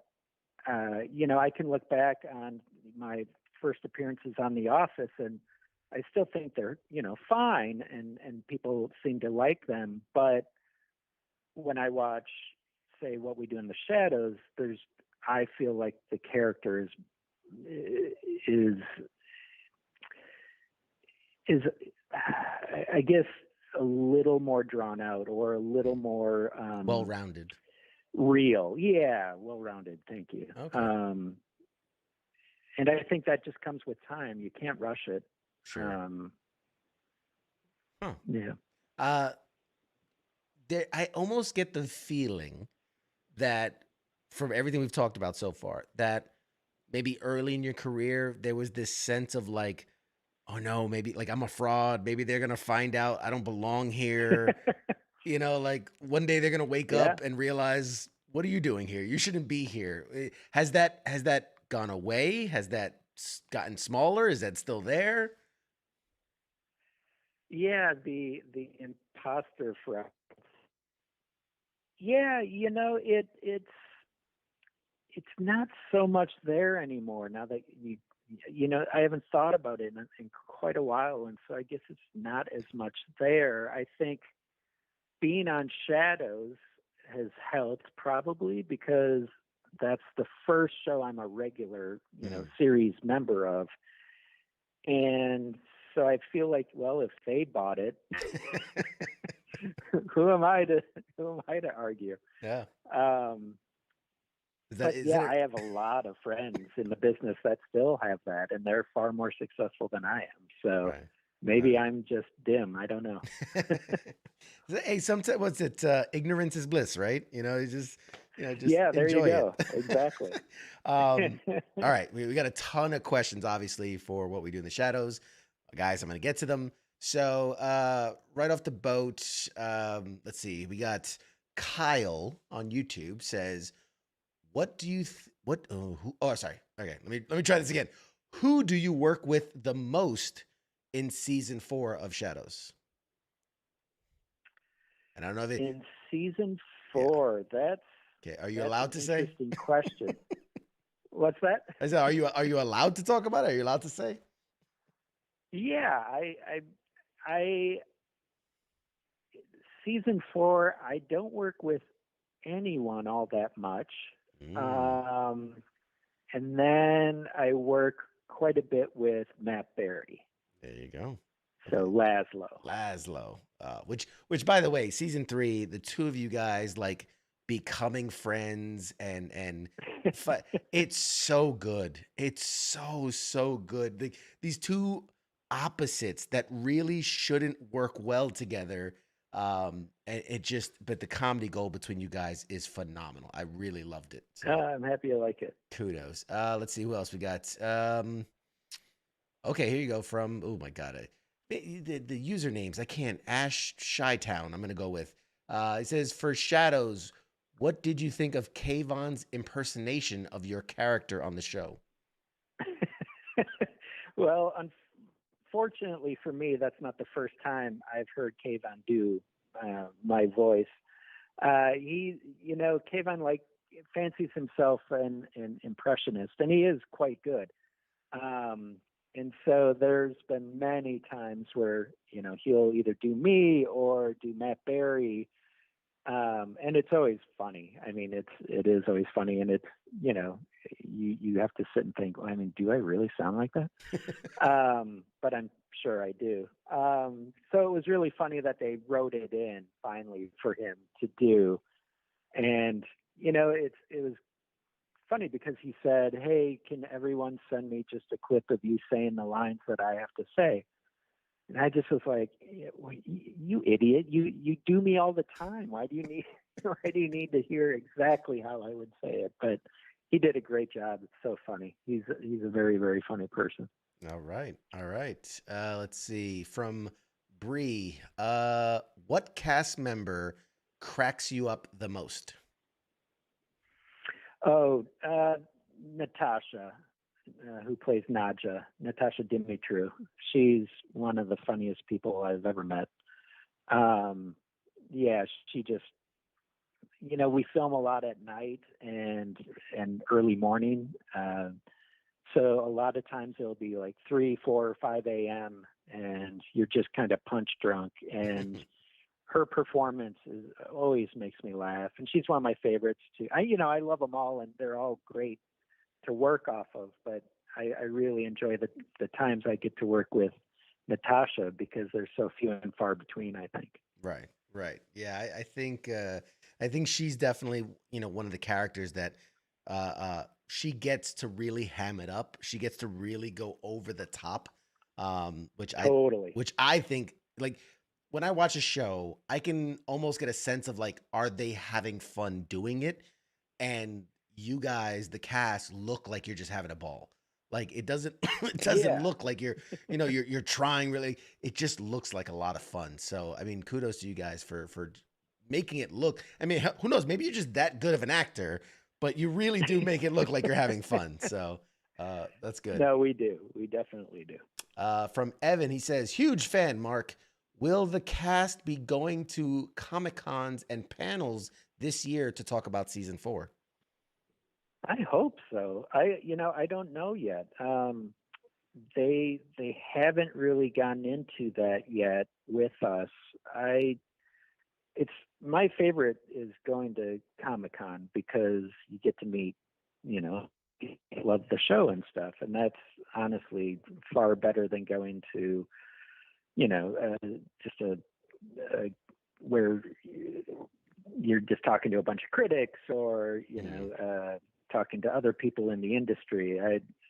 It's to go and meet people that actually love what you're doing. So I'm hoping, but they haven't said yet. Okay. And curious, prior to Shadows, what was like when you got recognized? What was typically the most you were recognized? Was it like Nate on The Office? Was it Price on Better Call Saul? Who were you most recognized usually as? It's kind of shifted. At first it was Nate from The Office, and then it became Price from Saul, and now it's either Colin Robinson, Price, or Nate. The thing that's really changed is I have, 14, 15, 16-year-olds coming up to talk to me about Nate from The Office.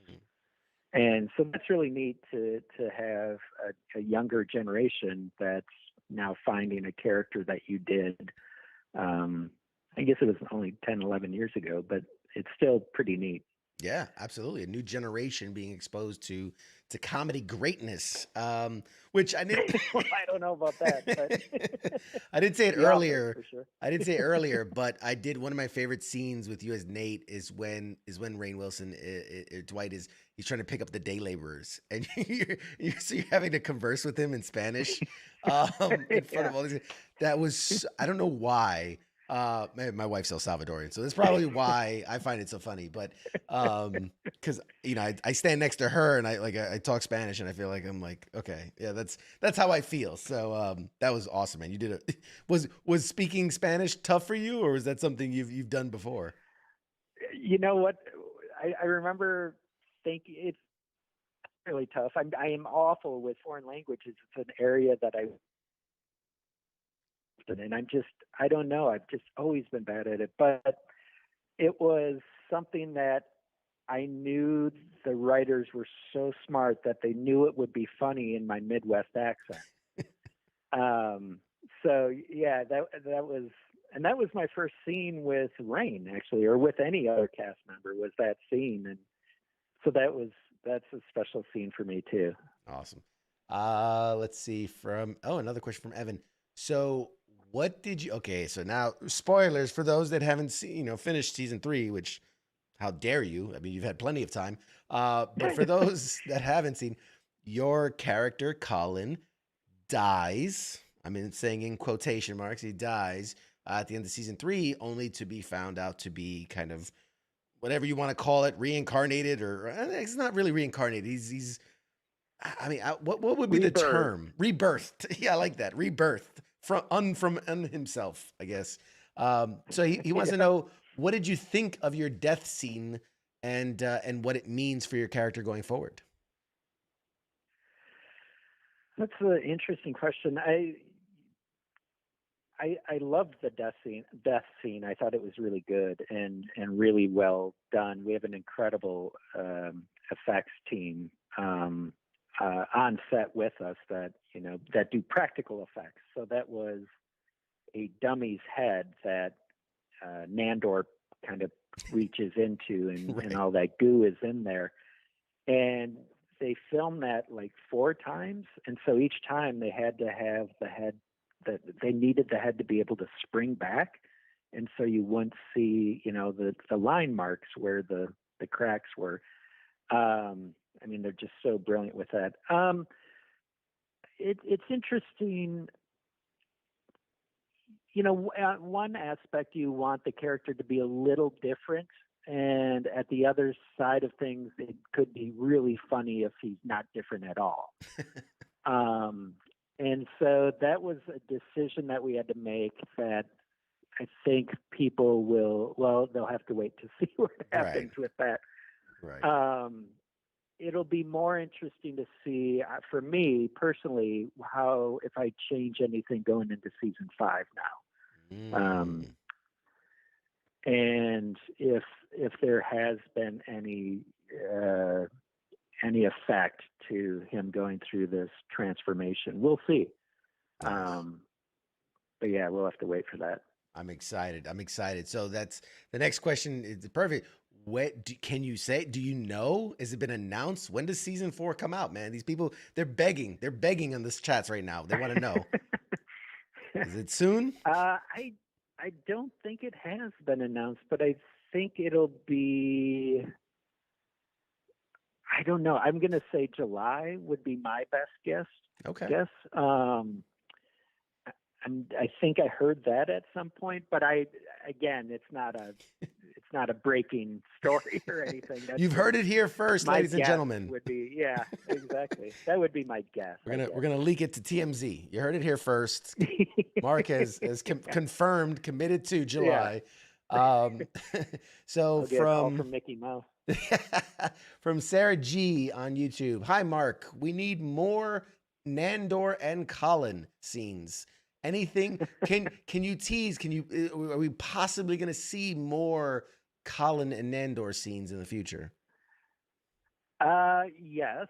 I think that's another combination that I really enjoy, because Nandor is so dumb, and Colin really likes to make fun of him. But then Nandor is so dumb that he thinks he's making fun of Colin. It's a very fun scenario, and Kayvan is so great to work with. So I hope we get some more of those scenes in the future. But in the near future, yes, there's going to be a little more of Nandor and Colin moments. Very nice. And like, the way to tie it back here is that, like, I almost get a sense of like that Nandor has a lot of similarities to your Kenny character, in that it's this, like, he's the butt of the joke, but like I'm being serious, he's being sincere, but like, I don't know, like they're just the character study of the two of them. Like, I would love to see the two of them talking to each other. That would be hysterical, in my opinion. Kenny's teaching Nandor how to do yo-yo tricks. Yeah, exactly. Yeah, there's definitely a few IQ digits missing in Nandor. And that's, I guess, the polite way to talk about Andor. I love it. So, oh man, we're already coming up to the top of the hour. This has been so much fun. A couple more questions for you. No worries.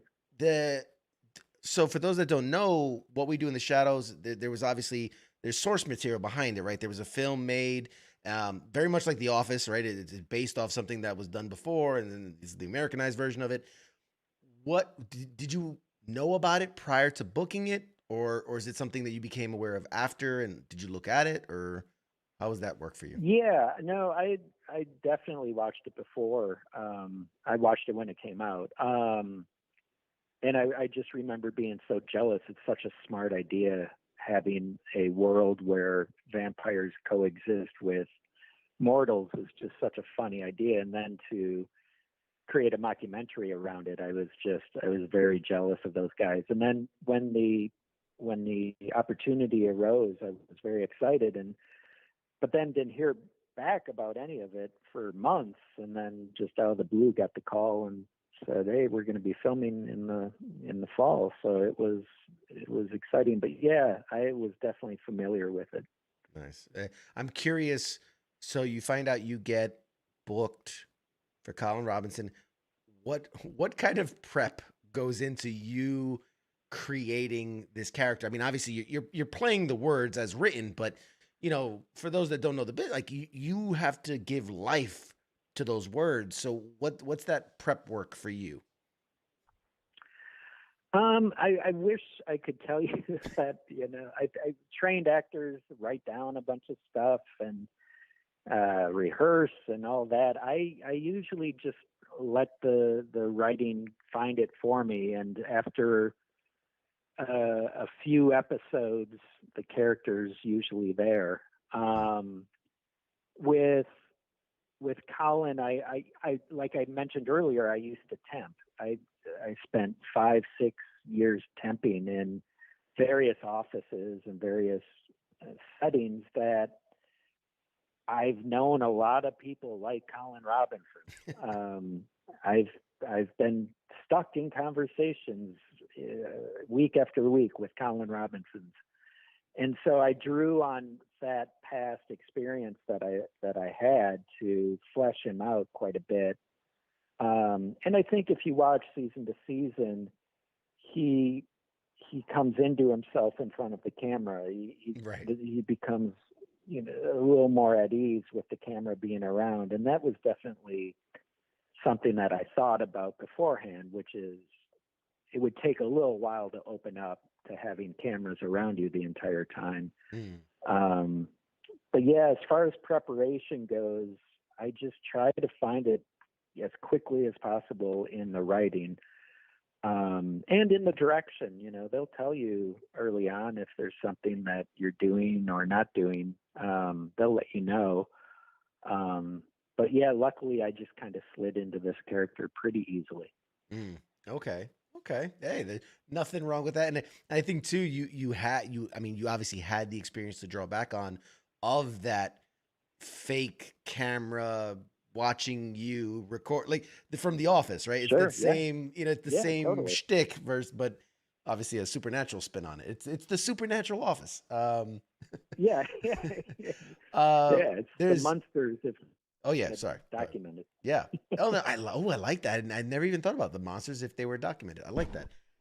So you have a few people who are all saying pretty much the same thing, in that the casino episode is one of their absolute favorites. One of my favorite lines was your comment to Guillermo at the dinner table when he's having a sentimental moment with the vampires. Let's see what else. There's so many. You have no idea how many people are giving you love in the chats and just loving what you do. That's very sweet. Your conversations with Guillermo are hilarious, especially the casino scene. What was it like having that moment with him? Sorry, you cut out just for a second. Oh, the casino scene. They wanted to know what was it like having that moment with Guillermo in that scene.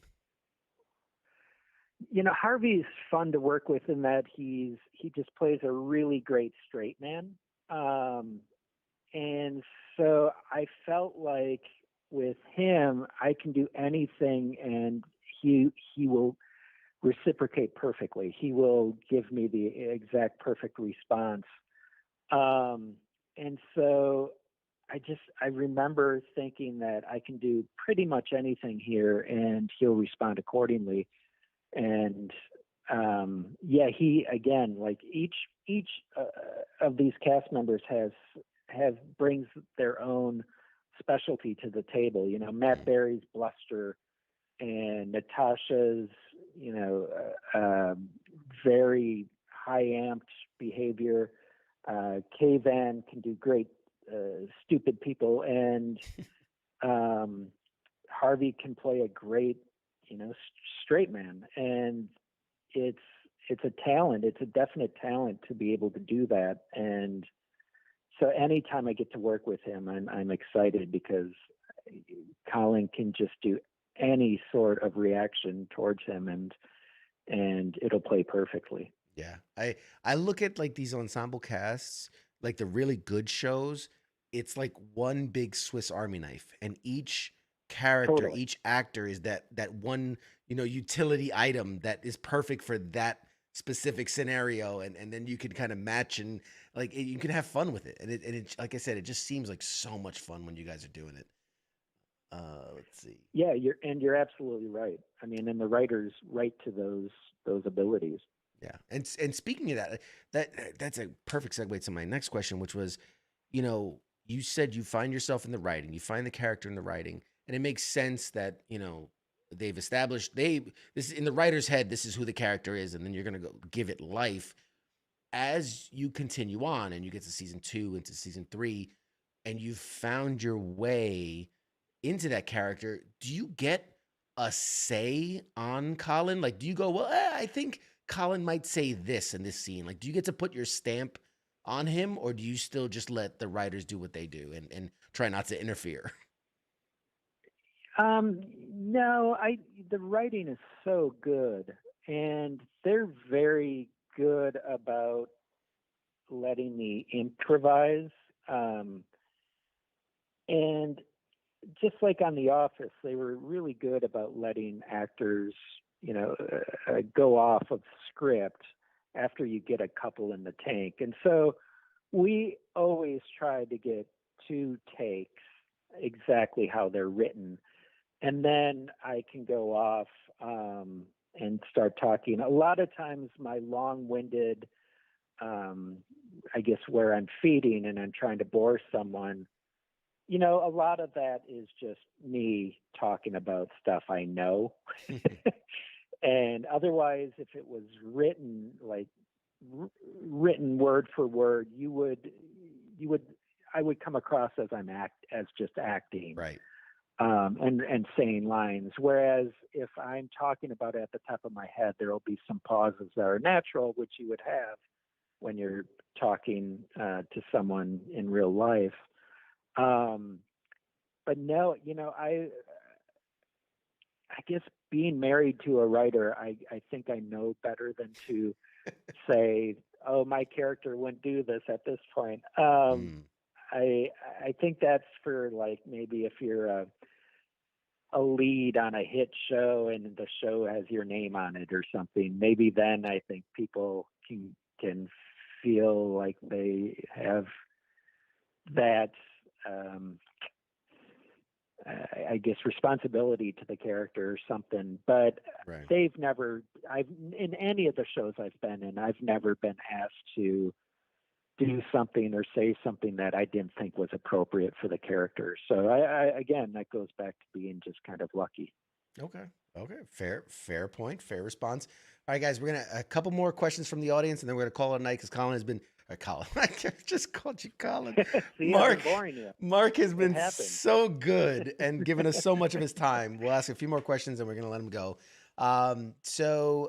From Ash Town, do you guys still do mostly night shoots, or do you mostly shoot in studios now? No, unfortunately, we mostly still do night shoots. So, this last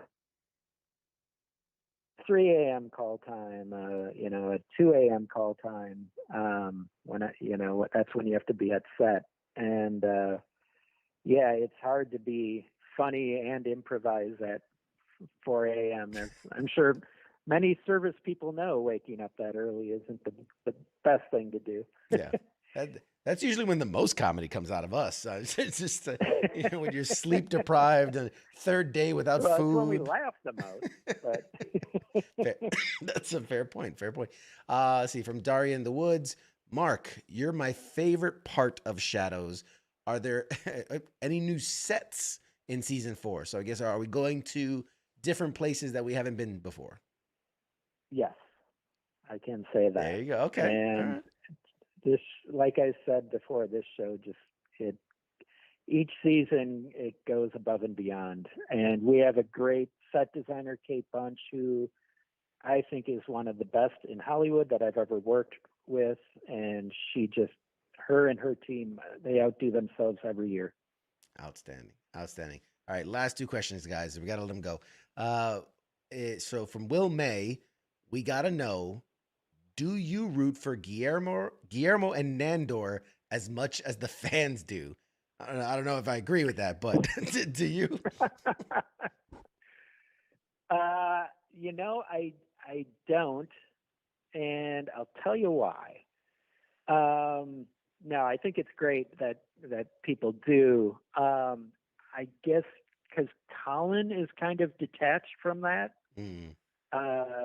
especially from Guillermo, who he thinks of just a nuisance around the house and the occasional snack to snack upon. I think he just doesn't care about anything even remotely close to a will they won't they type scenario. Personally, I think it's cute and I think it's fun, and we'll see if anything ever comes out of that. I think that's one of those scenarios that the writers didn't really know would appear. To be honest with you, I think that was something that fans started pointing out, and I think the writers have become aware of it via that way. Yeah, but it came out organically. Yeah, but being, I have to side with Colin in that I'm an old married dude. The romance stuff of 2 characters doesn't really work as much for me anymore. So I'll leave that for the younger people. Gotcha. All right. Last fan question. He says, and I don't know if you're allowed to, well, I guess it wouldn't, it's not spoiling anything, but when do you guys start shooting season 5? Are you allowed to say? I don't know if it's been announced that we have a season 5 yet. But I've been told that if there is, we will be starting in September. There you go. My assumption is we'll have one. I think the show's doing decent enough for them, and people certainly love it. And so I would think there would be. And as of right now, it's a moving target. As of right now, it's September. Sure.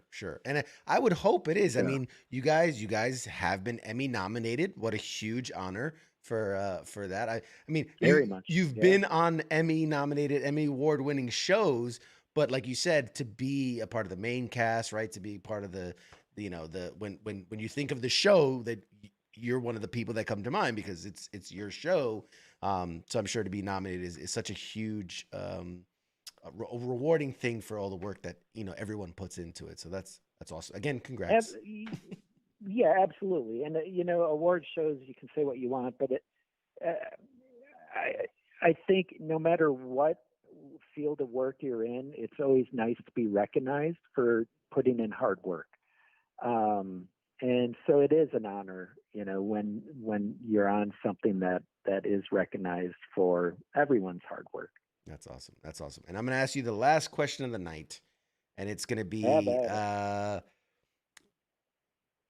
being on a show like this, everyone gets to do these kind of ridiculous, over the top costumes and accents, and and then you're kind of playing the one straight man in that it's Colin Robinson. It's just the guy. And do you ever get like, do you ever have that envious jealousness of like, man, I wish I had the big cape and the fang, like the whole shtick and the wigs and all that stuff?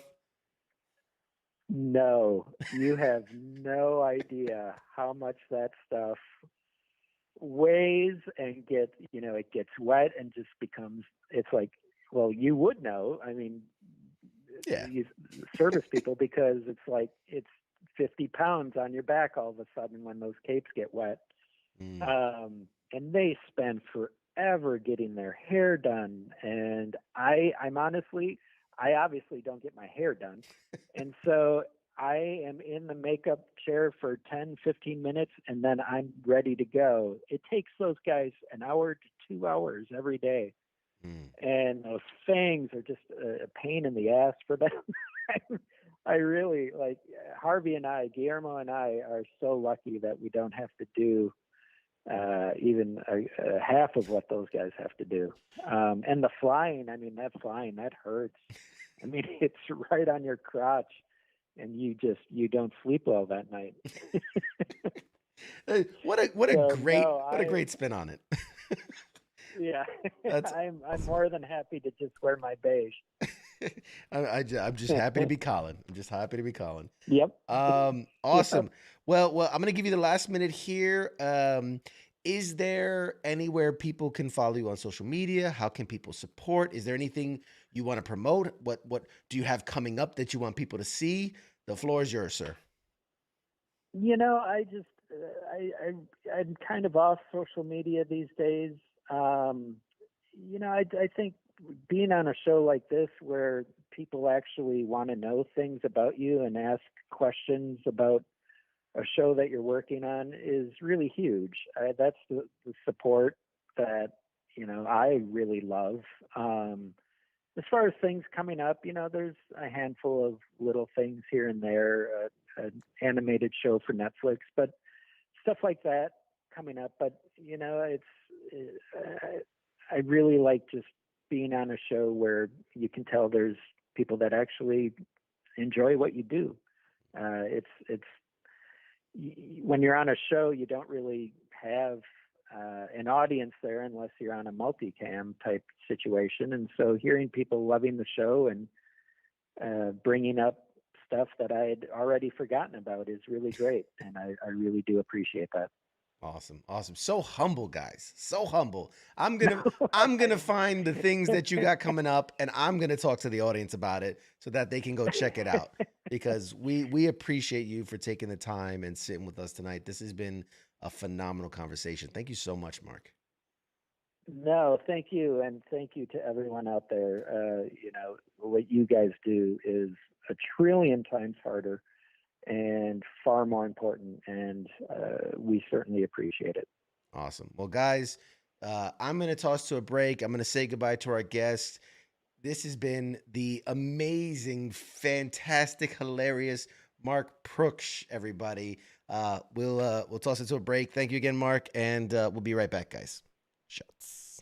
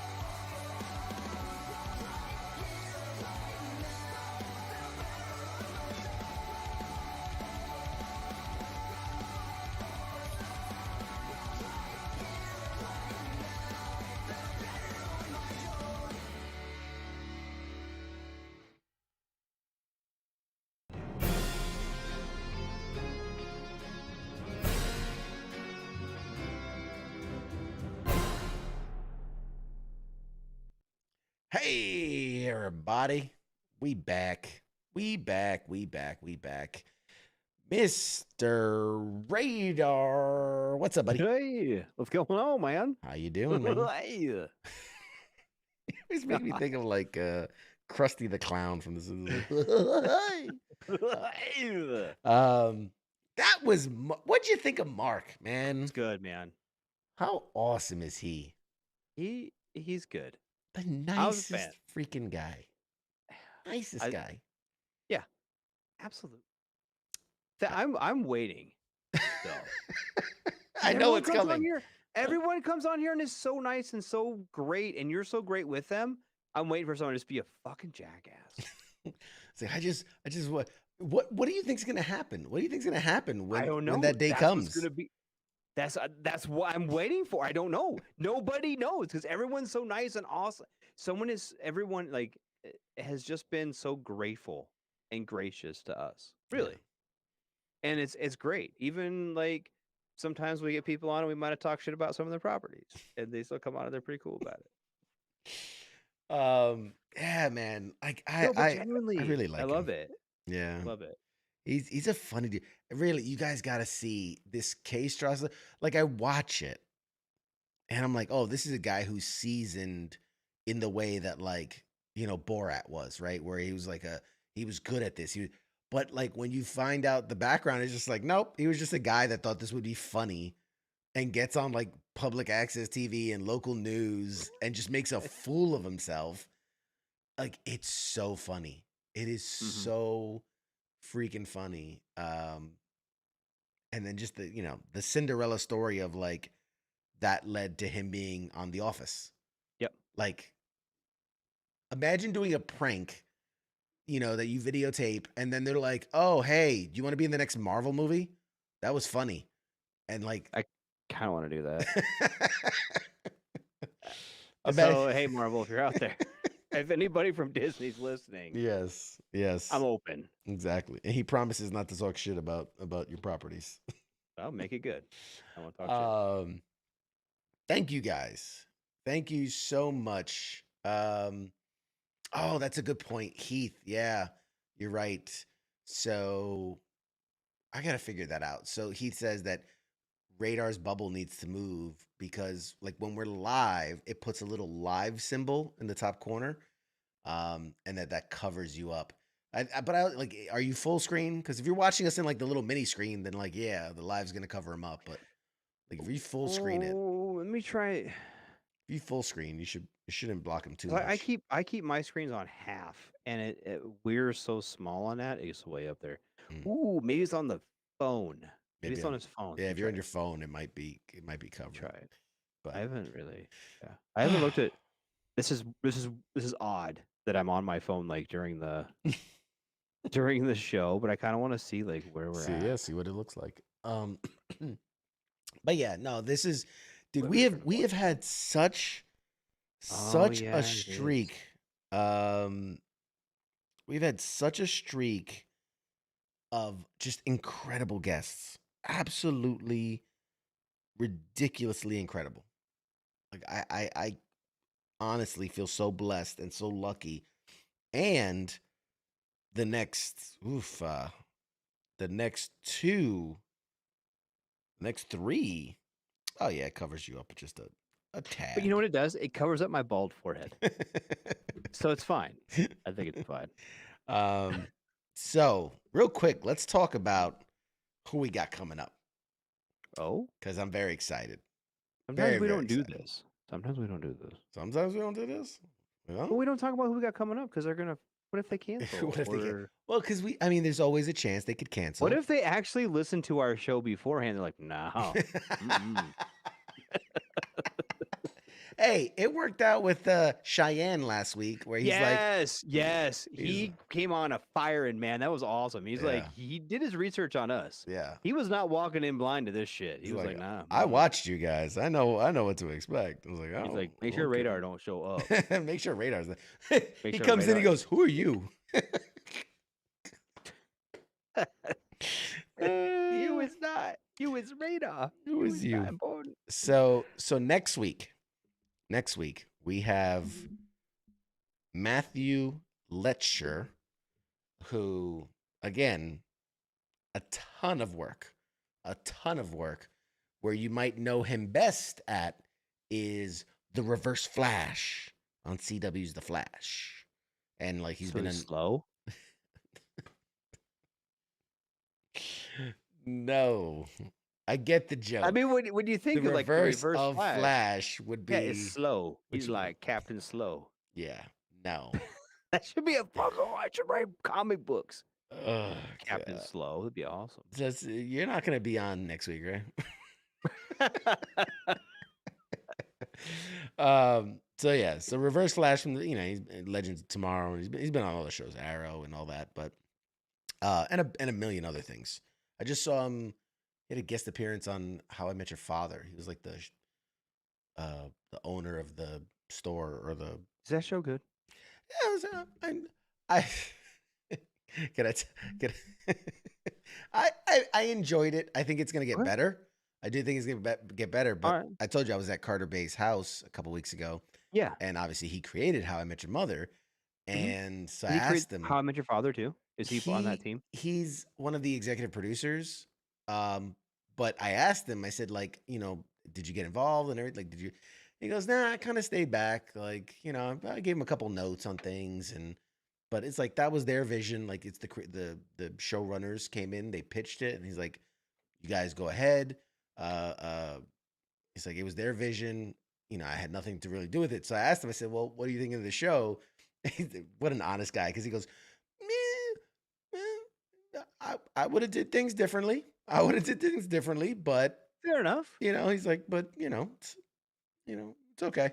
So I was like, I mean, I was kind of. I mean, because I've seen it a little bit, Yeah. like here and there, kind of like Young Sheldon. I've seen little bits and pieces of that too. Mm. I haven't really watched it per se, yeah, but I've heard kind of mixed things on it, so I didn't know like what your take was on it. yeah. No, like I'm gonna give it the benefit of the doubt. I didn't think it was bad.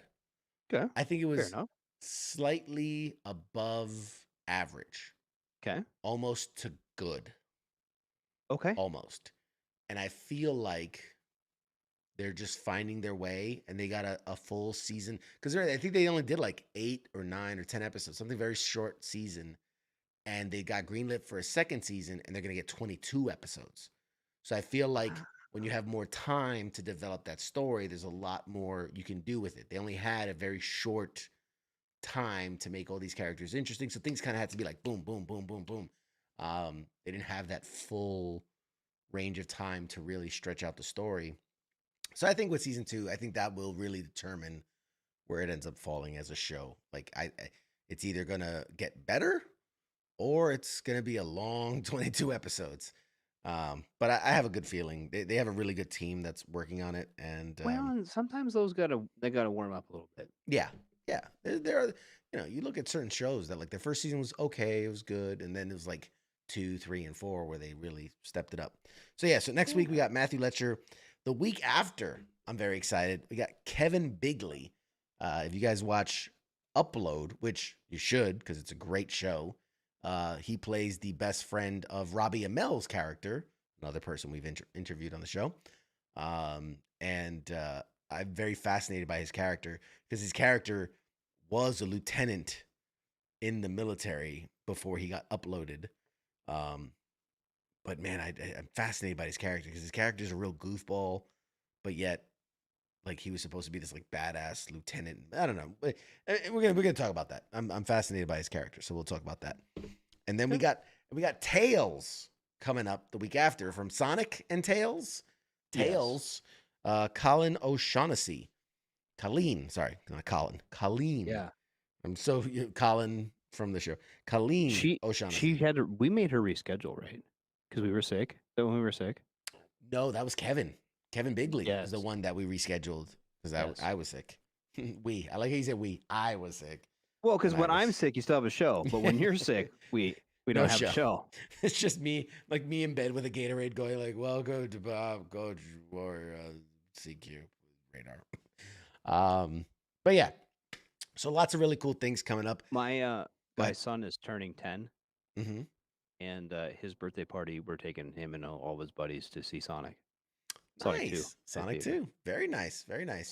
So make sure you pay attention to the voice of Tails, because you'll be. Because it will sound just like Archer. Wait, never mind.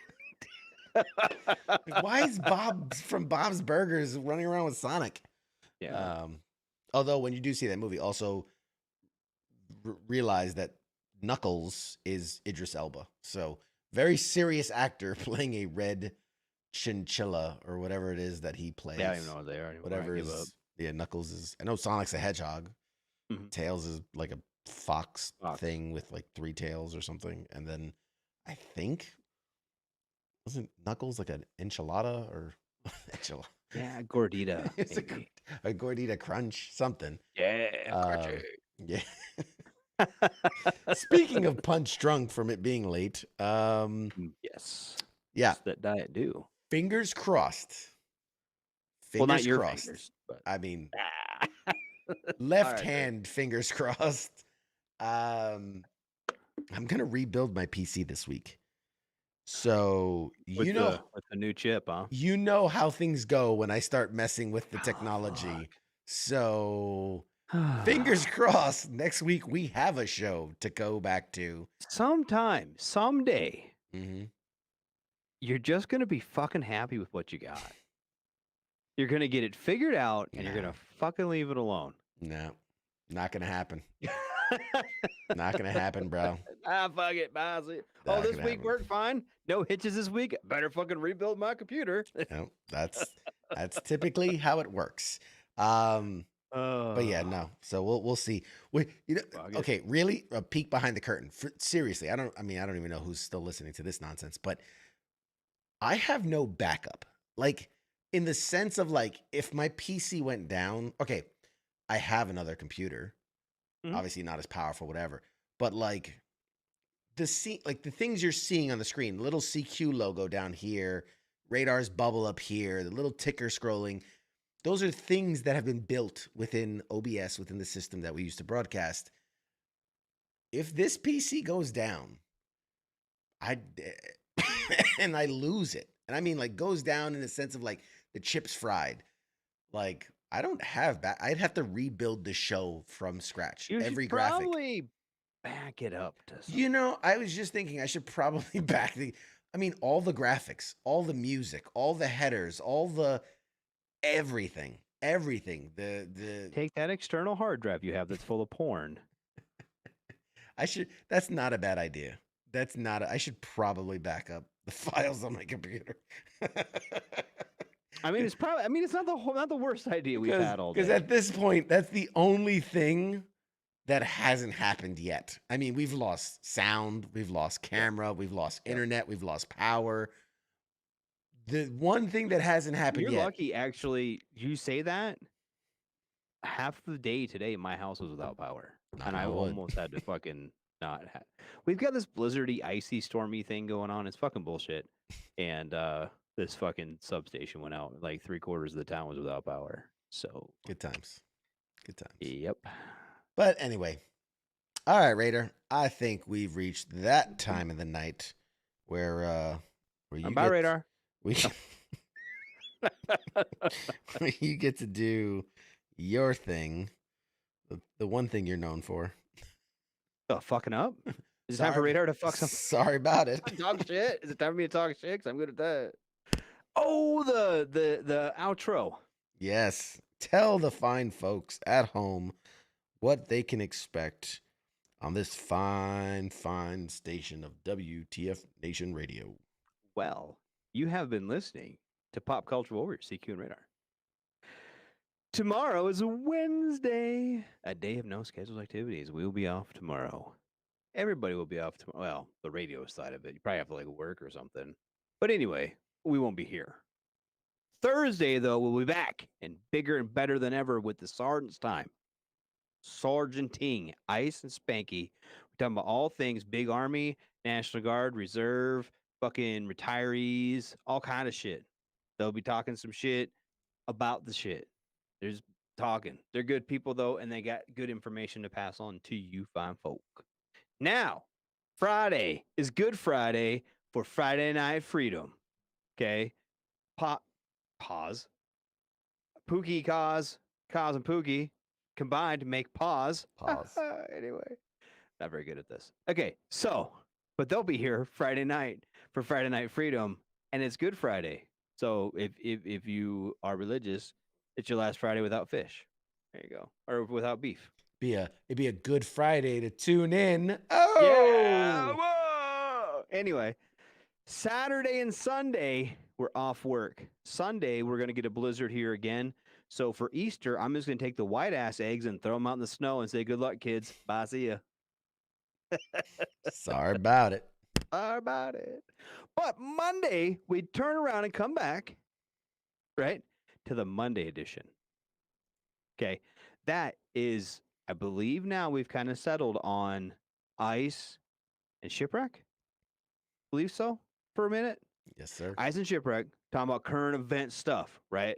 There's like a thing in Europe they might talk about. There's like some people getting their bitch slapped on, all kinds of shit. The world is their oyster, and they will peel it back and give you a pearl of knowledge. They will shuck it. They will shuck it. They will shuck it in the fuck it bucket. Then, when they're done on Monday, they relinquish command to us on Tuesdays. Him, CQ, me, Radar, right here for Pop Culture Warrior. That's right. That's right. And I will say, tune in Friday. Tune in Friday because over there on Friday Night Freedom, they're going to be joined by H. Jack Williams, who's a USMC veteran and songwriter. He'll be discussing his music career with Kaz and Pookie. He's had songs sung by many artists from the Oak Ridge Boys, Montgomery Gentry, and Kevin Costner's band, Kevin Costner and the West, for the hit show Yellowstone. Awesome. So that's going to be a really, really, really exciting interview. Have you watched Yellowstone yet? Have you watched Moon Knight yet? Oh. You watch Moon Knight, I'll watch Yellowstone. All right, I'll watch 2 hours of Moon Knight for you to watch 4 seasons of Yellowstone. All right, tight. I will watch 2 episodes of Yellowstone. I think you might actually enjoy it. I probably would. All right. I get into stuff like that. I do. You do. I do. I really do. And I get into If you're sitting around, and I know that you are very busy with your pop culture stuff, right? with all of the stuff. Pop culture stuff is like 20% of what I do. Whatever. I'm just saying, mister, you already got fucking tickets to all the fucking shit. Anyway, back to the story. If you're sitting around and you need something to kind of fill some time, Yellowstone. check out Yellowstone. I think you'll enjoy it. Yeah. Well, I've got a whole hard drive full of porn for that. So You do. if I need to fill time.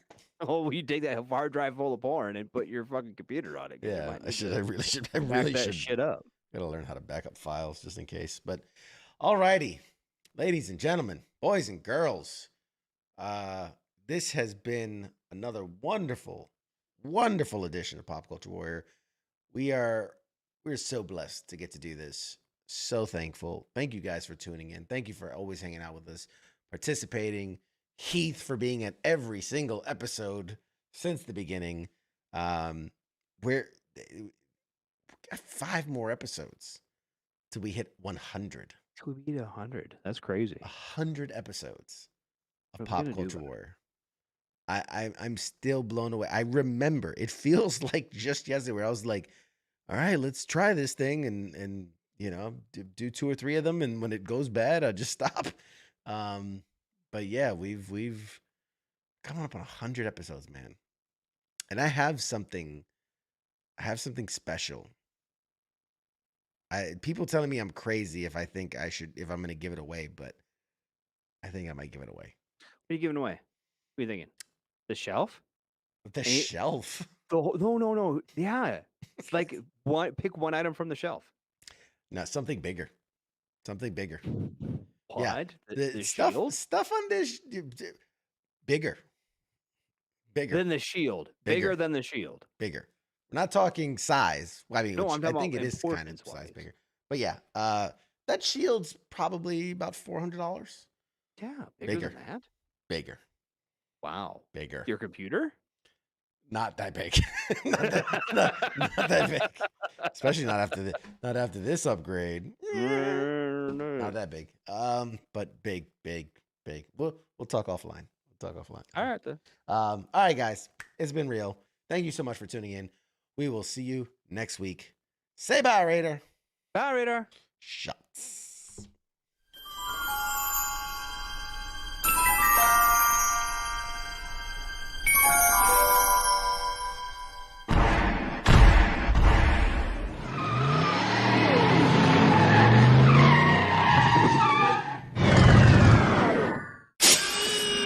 Doc!